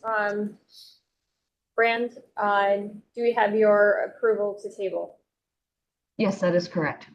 Okay, thank you. So we have the ownership's permission. So we have a motion to table. Do we have a second? I'll second. Madam Chair, I second. Excellent. Okay, so we have a second. Mr. Lozier and Ms. Williams tied for that. Any further discussion? All right, Mr. Muslim, please hold. Hey, Ms. Anderson? Yes. Mr. Lozier? Yes. Mr. Strickland? Yes. Dr. Williams? Yes. And Ms. Trout? Yes. Madam Chair, the motion passes unanimously. All right, so that concludes about the demolition. We then move on to the next case number 23112. Would someone like to make a motion so that this one will need to be tabled along with the previous case? So Ms. Brand, I assume, do we still have your approval to table this proposal? Yes. So we have ownership's approval. Would someone like to make a motion to table? I move the table. All right, thank you, Ms. Anderson. Do we have a second? Second. Mr. Strickland, seconds. Any further discussion? All right, Mr. Muslim, please roll. All right, Ms. Anderson? Yes. Mr. Lozier? Yes. Mr. Strickland? Yes. Dr. Williams? Yes. And Ms. Trout? Yes. Madam Chair, the motion passes unanimously. All right, so we would ask you to reach out offline to staff and we can arrange another time and discuss next steps to continue this project moving forward. Thank you very much. I appreciate your input and your time. All right, thank you. We'll then move on to our next applicant located at 1200 West 76th Street, the Shoreway renovations and our two additions. Renovations to the addition. Good morning, Bill Neberg. Revision. I'm sorry? Revisions. I read it as renovations. I apologize. Revisions to your addition. Yeah. I'll let Carl sort of probably give the technical reason why we're here. I think, as you guys probably know more than anybody, carrying a project like this, this complexity is sort of like a wedding cake through a football game. About 15 months ago, and we received your approval, as well as going through the zoning adjustment process and getting those approvals. We submitted a permit application, so there is an open permit application on the project. We'll be responding to the adjudication letter with some modifications that have happened, and I think, part of what we wanted to do as a development design team is just make sure everybody's aware of what's going on, what the project looks like right now, and some changes that have happened in the intervening 15 months. We like to believe that actually we sit in front of you with a better project, even than the one we had before, as excited as we were about that. I think that the market factors and all the things that can happen trying to navigate the delivery of a project like this can actually make it stronger. And we've tried to kind of keep the organizing principles and a lot of the feedback and comments through the design review process in mind in shaping the project you see today. I know there's some new names. I know many of you have seen this project before. I know we're 3 hours into your morning here, and I'm happy to move as quickly as possible while still giving you guys the information you need. Next slide, please. Just to refresh, the project is an addition to the Shoreway loft building. It exists on the parking lot and basically in the knuckle of the L-shaped Shoreway building, there's 1-story timber structure, which is used for parking right now. That will be demolished and all the parking will go into a new structured facility. So the project exists between 76th and 78th, basically dead end 78th. So just as a refresher, 78th is actually an abandoned street. We have a 20-foot access easement across that to our site, and then a 70-foot turnaround right in front of our building. But that is kind of a private right-of-way. One of the aspects we had to navigate was also what wasn't abandoned when 78th was abandoned was the sewer line. And so we are rerouting the sewer line around basically to the west and then back north to the interceptor that runs in the railroad right of way. Next slide, please. These are just some existing aerial photos of the site. You can see the existing Shoreway building there sort of in the center. It's basically surrounded and 78th is fronted by some larger industrial buildings, and that's really the scale of building that we're talking about. Next slide, please. The project drew, I think, looking at some of the historic larger structures, warehouse structures. We obviously had an affinity to the Westinghouse complex, not only by its scale and by its sort of composition, but also by its presence on the Shoreway itself. Next slide, please. So the guiding principle, again, the floor plan essentially remains unchanged. The new addition is organized around a central interior courtyard that is in that sort of knuckle of the Shoreway building. So it presents a kind of controlled green space for all the residents in the project. Circulation, the pedestrian entrance is still, the main pedestrian entrance will be off West 76th. And we've created a connection of public spaces, gallery spaces and so forth that move through the building back to the new lobby in the tower. Next slide, please. So basically, I can walk through kind of some of the modifications that have happened. The building is no taller. It's no bulkier than the previous project that you approved. What we did is we made some internal shifting, which was shifting some of the parking underneath that amenity deck, that pool. So we raised that up slightly. And then probably the biggest change, which we really saw as a positive change, came through marketing studies and analysis of the internal units, the viability of those units, and we changed the floor plate shape, which I can show you in a diagram to come, so that the north face of the building, which actually I think there were more comments during the initial review process, actually became more sculpted to allow for a thinner profile floor plate coming around. Next slide, please. We can skip one more. So again, the materiality, the approach to the project is matching the Shoreway's utilitarian grid. It's a very unadorned brick industrial structure. And we looked to how can we match and be sympathetic to that facade approach, but also bring a little more life into that. So the initial proposal and then the current proposal in front of you has always maintained an idea of using that gridded facade, that utilitarian facade, in a more sculptural way. Next slide, please. So to that end, this is the development of the facade that's happened over the last 15 months. You can see in the diagram below, it's essentially a grid all the way around the building.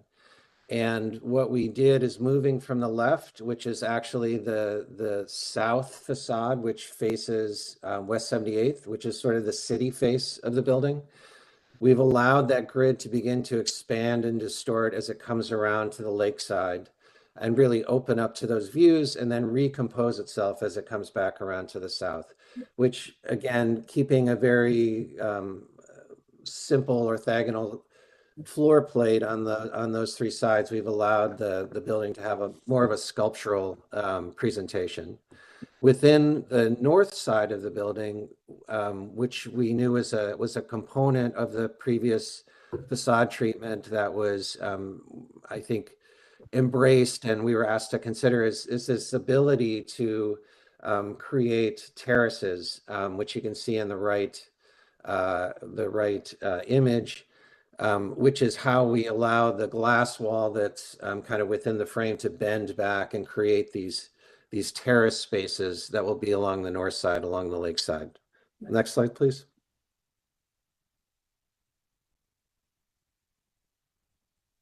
This is a diagram of those two floor plates. On the left is the previously approved floor plate. Again, through the market study process and the appraisal of the project, we found those north units to be a little bit deep. And we moved to a floor plate that's on the right, which basically kind of carves out that square footage and moves it up towards the lake, which through some of the imagery, I think you'll agree it creates a more varied and actually vertical presence out towards the lake and towards the shoreway. Next slide, please. The element that we did want to maintain through the project was that sculptural nature and the relationship both to the existing shoreway building and the pool deck. So we've allowed that grid to kind of distort down and create a series of terraces, outdoor terraces, as it comes down and meets the amenity deck and the shoreway courtyard. Next slide, please. This is a view. The previously approved project is at the upper left corner. This is the current facade. Again, no taller. We like to believe that it actually gives a more sculptured and nuanced face to the shoreway now. Next slide, please. One of the elements that I know probably was caused more conversation through both the neighborhood and the commission's review of the project was the composure and the termination of the grid at the top of the building. Through the development of the project, where we used to have more of a frayed element at the top, which I think sort of split the audience. We did come back and decide that, okay, I think we'll compose the top of this a little bit more. We'll allow that sculptural quality to be in the facade itself and create a more composed and refined element at the skyline. Next slide, please. Two views of the project. On the left is the east elevation, sort of looking from the roof of the existing shoreway, showing how that mass begins to break down as it comes into the courtyard.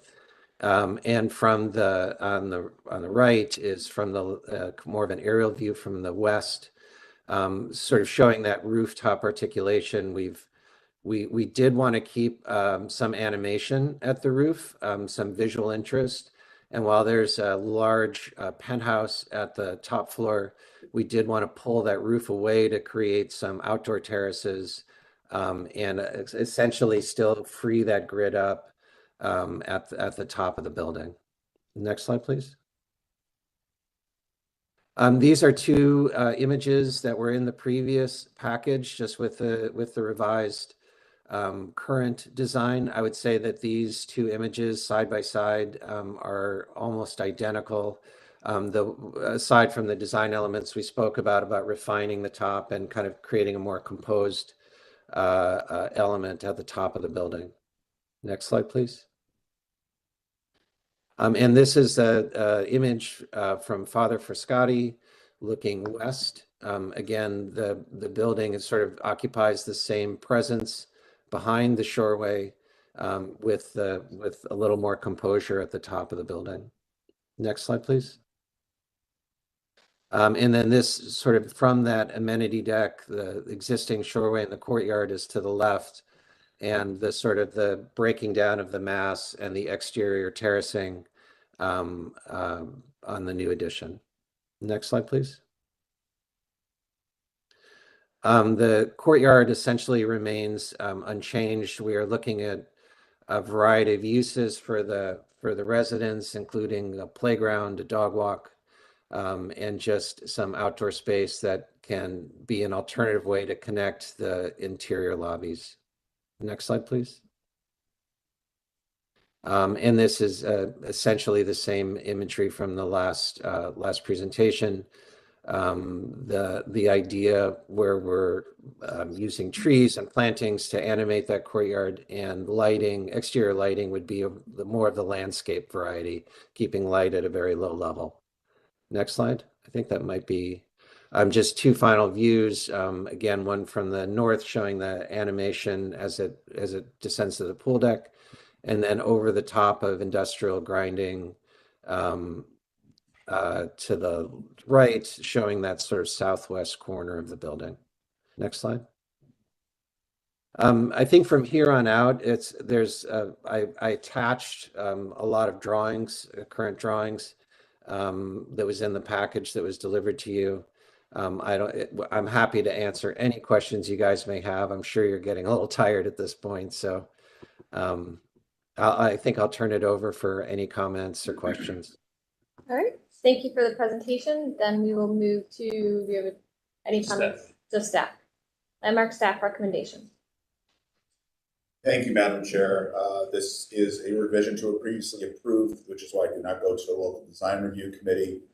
This was reviewed by PetBot this past Tuesday, which was not a committee that existed the last time that they went through this. So they received some additional information from them about process, procedure, and some other considerations.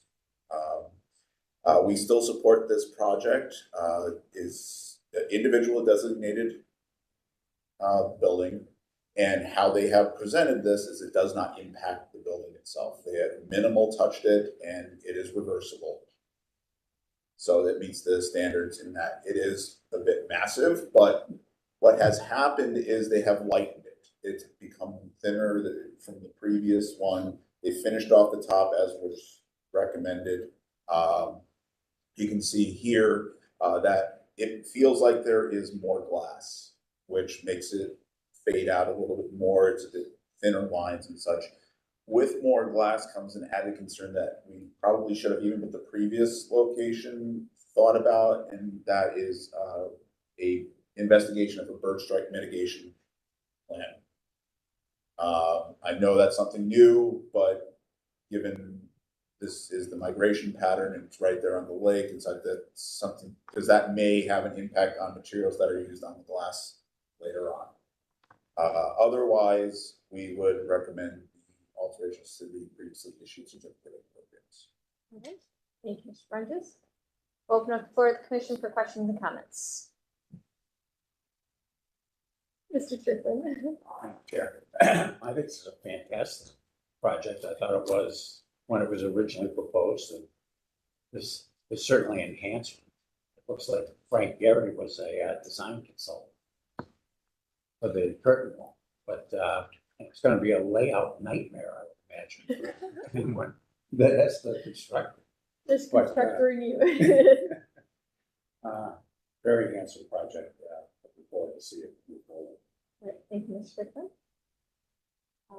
I guess I'll go next. I do like the direction that you've modified or revised it from the last time in the respect to dividing up the scale of the structure. Before, I think that was some of the conversation we had. It felt very massive because you were covering the majority of the site with the structure, dividing into two different, peeling it apart into two different, more visually, from the north side, it will visually look like two structures. I think I personally do like that, so that it has a little softer interaction from that direction. My only question would be the top.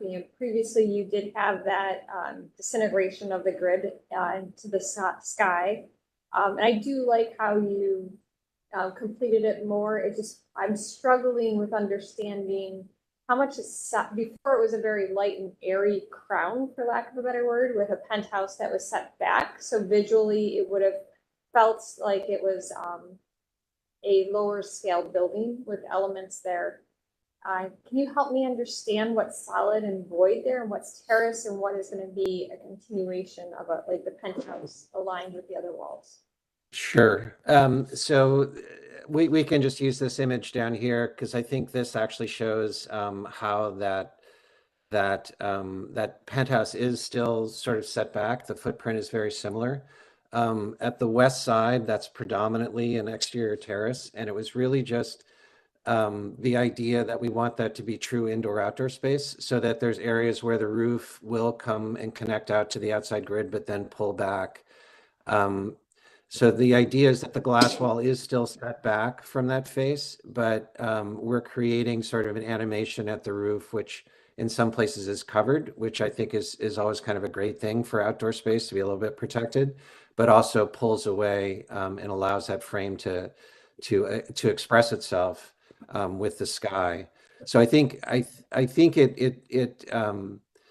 it manages a lot of the same characteristics that we were looking to achieve last time, but does begin to give it a little bit of a haircut and make it a little more presentable. So our goal is really that it's still as animated, still as active, and with green space and terraces at the perimeter.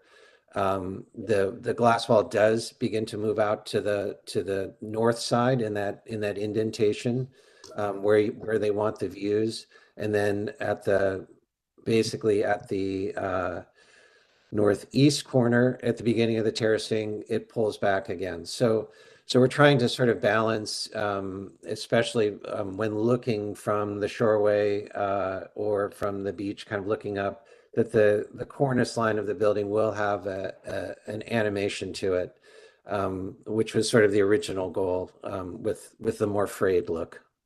And I agree with covering of terraces is a good thing on east and west and south elevations. You know, the northern elevation where you do, if you have a structure behind you, you may not want it to be covered. So I would just encourage you to continue studying that. And what is the distance from the edge of the structure to where it steps back? Like in this case here. Okay, so I'm starting to see it. Like, is it a full bay? Is it like 20 feet or is it like 5 feet? So are we looking up at the kind of the northwest corner? I'm looking at your right image. At the right image, yeah. So that actually steps back about 25 feet. The actual wall of the interior space is about 25 feet back there. So what you're seeing is a covered outdoor space. Okay. And is that true for the eastern leg also?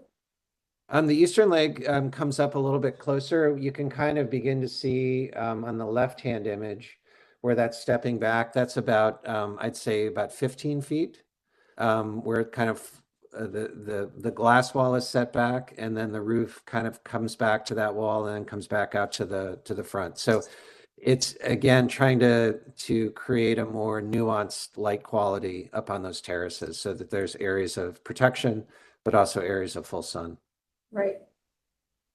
That would just be my one comment, is that I prefer if that eastern side was stepped back consistently as it relates to the west, so that you really do have that in this elevation on the left is going to be one of your primary elevations as you travel from the city westbound. So as the gateway to the western neighborhoods, just continuing to, lighten up that top so that it really allows it to work well with the landscape that's to the south of it. Okay. So that would just be overall in the support of the revisions, but with that sort of comment of trying to maintain as much openness on that upper elevation or level as possible. Okay. Other questions and comments? Yes, again. Thanks, Madam Chair. I want to applaud this project. I think it's really great. I think that looking at, I wasn't on the board previously when this came through, but from what was shown sort of from the previous presentation today, I think that creating that sort of the not having it dissolve into the sky, I think, and really capping it makes it feel much more elegant and much stronger project. I really like the alliteration of the sort of open to structural perspective as perhaps around. I think it's really nice, really dynamic. The one thing that I think isn't as strong now as maybe in the previous iteration are the units that are now stepping on the north side. They're stepping down toward the pool. I think that, you know, if that line was held, sort of that vertical sort of line generally, and not it sort of dissolved to the pool, I feel like that's what falls a little bit apart for me. It's not a deal breaker by any means, but I think that there's something really nice about having, you know, the strong vertical on the other sides of the building that I think could strengthen, you know, the mass and the scale of this building as it sort of turns that corner to the pool. So you're specifically talking about the eastern leg versus the western leg, where it's dissolved down? Yeah, correct. Yeah, where it steps down toward the pool. There's something that I think reduces that to me the strength of the verticality of the form on the western leg, for instance. I would agree with that, just because the strength of seeing how dynamic that western leg looks as the grid continues to sort of erode and then, you know, tie back together. I think it's more visually, it's stronger on the western side because of that versus the east. Yeah, functionally though, you're creating balconies with those steps for the tenants, right? Exterior balconies. Yeah, yep. So functionally, you know, I think it's important. That experience. I think from, I don't know if you want me to weigh in here. I'm not an architect. We're just saying function versus beauty. Sometimes Right. we're at odds. For function. You know, I understand the comment, and I think what we were trying to do, if you know, kind of look at these two sides of the building, is also allow the building to adapt itself. I mean, again, taking this kind of objective grid, how much sort of sound can we get out of this thing, and allowing it to deform and allowing it to become a little more three-dimensional as it comes down and makes a scale reference with the public activity that's going to be happening in that courtyard on that pool deck. We just felt like that was a great opportunity, like you're saying, to animate the building with exterior terraces and you know, really begin to allow this thing to deform itself to accommodate the scale of people on that deck versus, you know, maybe on the western side, it's really relating to the car traffic that's moving along at 40 miles an hour on the shoreway. Ms. Anderson? Thank you for that response. Sorry, Ms. Anderson? Thank you, Madam Chair. This is definitely an improvement. I voted against the first iteration of this building. And the step down on the east side doesn't bother me. Seems to relate the building to the programming and the pool and different things going on as far as amenities.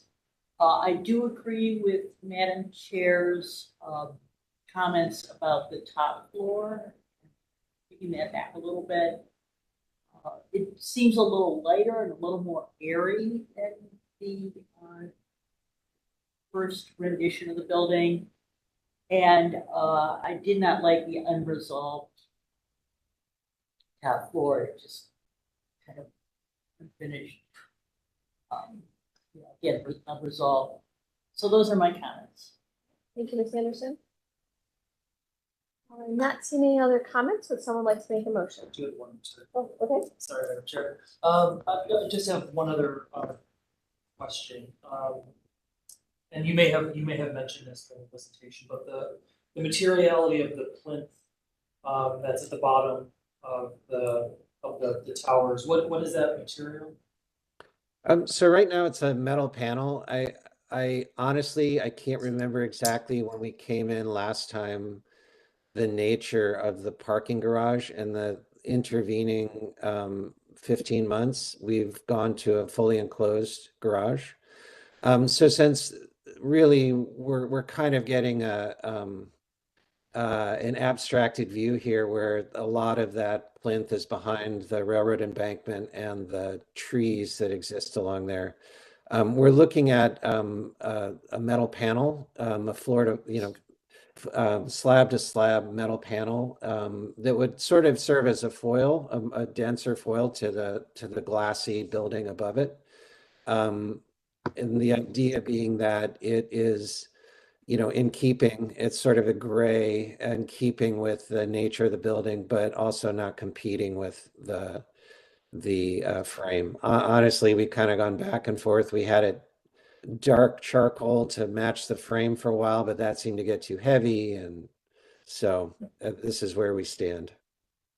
I appreciate the color and understanding that it's solid. I wish that, and sort of, you mentioned that it's a completely enclosed garage now. But if it was, a lighter, metal mesh of some sort that allowed, I don't know, not to feel as sort of dense or heavy, but understanding that it's an enclosed piece. I think I like that it's a lighter color versus the same sort of dark charcoal. I feel like that would make it feel much too heavy. Excellent, great feedback. Would someone not hearing or seeing any other feedback, would someone like to make a motion? We're down members, so it's really the pressure's on. Mr. Strickland? To approve as presented with a consideration that the upper level curtain wall on the east wing be stepped back. Just as a recommendation for consideration, not a requirement. So, Would you also entertain adding the requirement for a bird strike mitigation? Or absolutely. actually, I can't say it's a requirement, a recommendation, because is it part of the ordinance now? Or is it not? I don't know. I'm not sure. Investigated at the very least. Yeah, you could make a condition that they investigate it in the. Right, so we'll add a condition that the applicant do the appropriate investigation in terms of meeting any bird strike mitigation requirements that exist. We have a motion with conditions. Do we have a second? Awesome. Thank you, Mr. Loder. So we have a motion, we have a second. Any further discussion? It's really easy. There's only 3 people for not hearing any. Mr. Musson, please call roll. Ms. Anderson? Yes. Mr. Lozier? Yes. Mr. Strickland? Yes. Dr. Williams? Yes. And Ms. Trout? Yes. Madam Chair, the motion passes unanimously. All right. Well, congratulations and good luck with your project. Thank you very much. Have a good day. You too. That concludes our certificates of appropriateness and conceptual plan reviews. We'll now move on to meeting minutes. There were 2 that were circulated. Does anyone have any questions or comments, or would someone like to put forward a motion? Move to approve the meeting minutes of February 8th, 2024 and February 22nd. So we have a motion. Do we have a second? I'll second that. All right, we have a second. Any further discussion? Mr. Musson, please follow. Ms. Anderson? Yes. Mr. Lozier? Yes. Mr. Strickland? Yes. Dr. Williams? Yes. And Ms. Trout? Yes. Madam Chair, the motion passes unanimously. Excellent. Any administrative reports today? Just a quick note that Jessica has Harvest for Hunger forms for you all to take home and contemplate. If you could return those to her.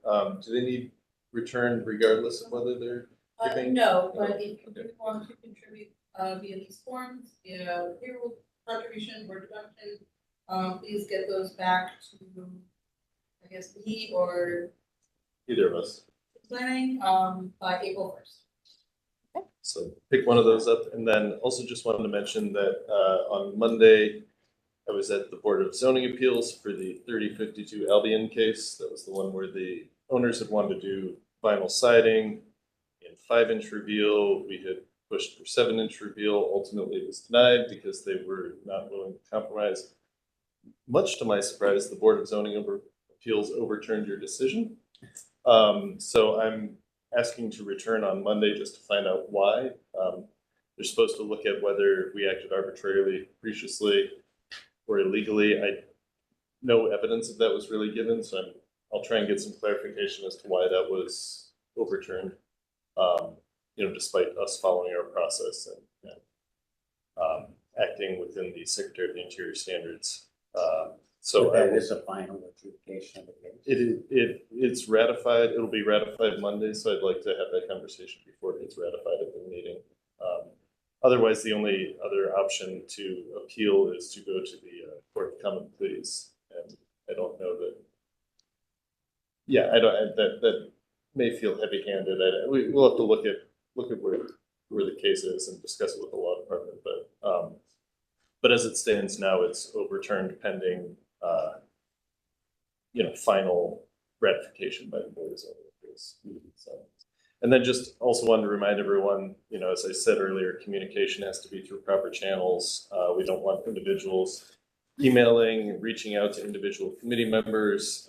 We got to make sure we don't violate any sunshine laws by, accidentally having a quorum on a chat or an email. So we'll remind all of our local design review committee members of the same thing. If you ever do get, an email from someone about a specific case, if you could just let us know so that we can kind of be aware of who's communicating with whom, that would be helpful. And otherwise, people are always welcome to send in communications through the proper channels, and we'll get those to you as long as they meet our deadline. So that is all I have. Okay, excellent. All right, well then I think that concludes our meeting today, and we will adjourn and see everyone at our next meeting in 2 weeks. All right, except for me. Yes, I will be on vacation, so Mr. Strickland will be leading the meeting. So thank you everyone and have a great day. Take care. Bye-bye.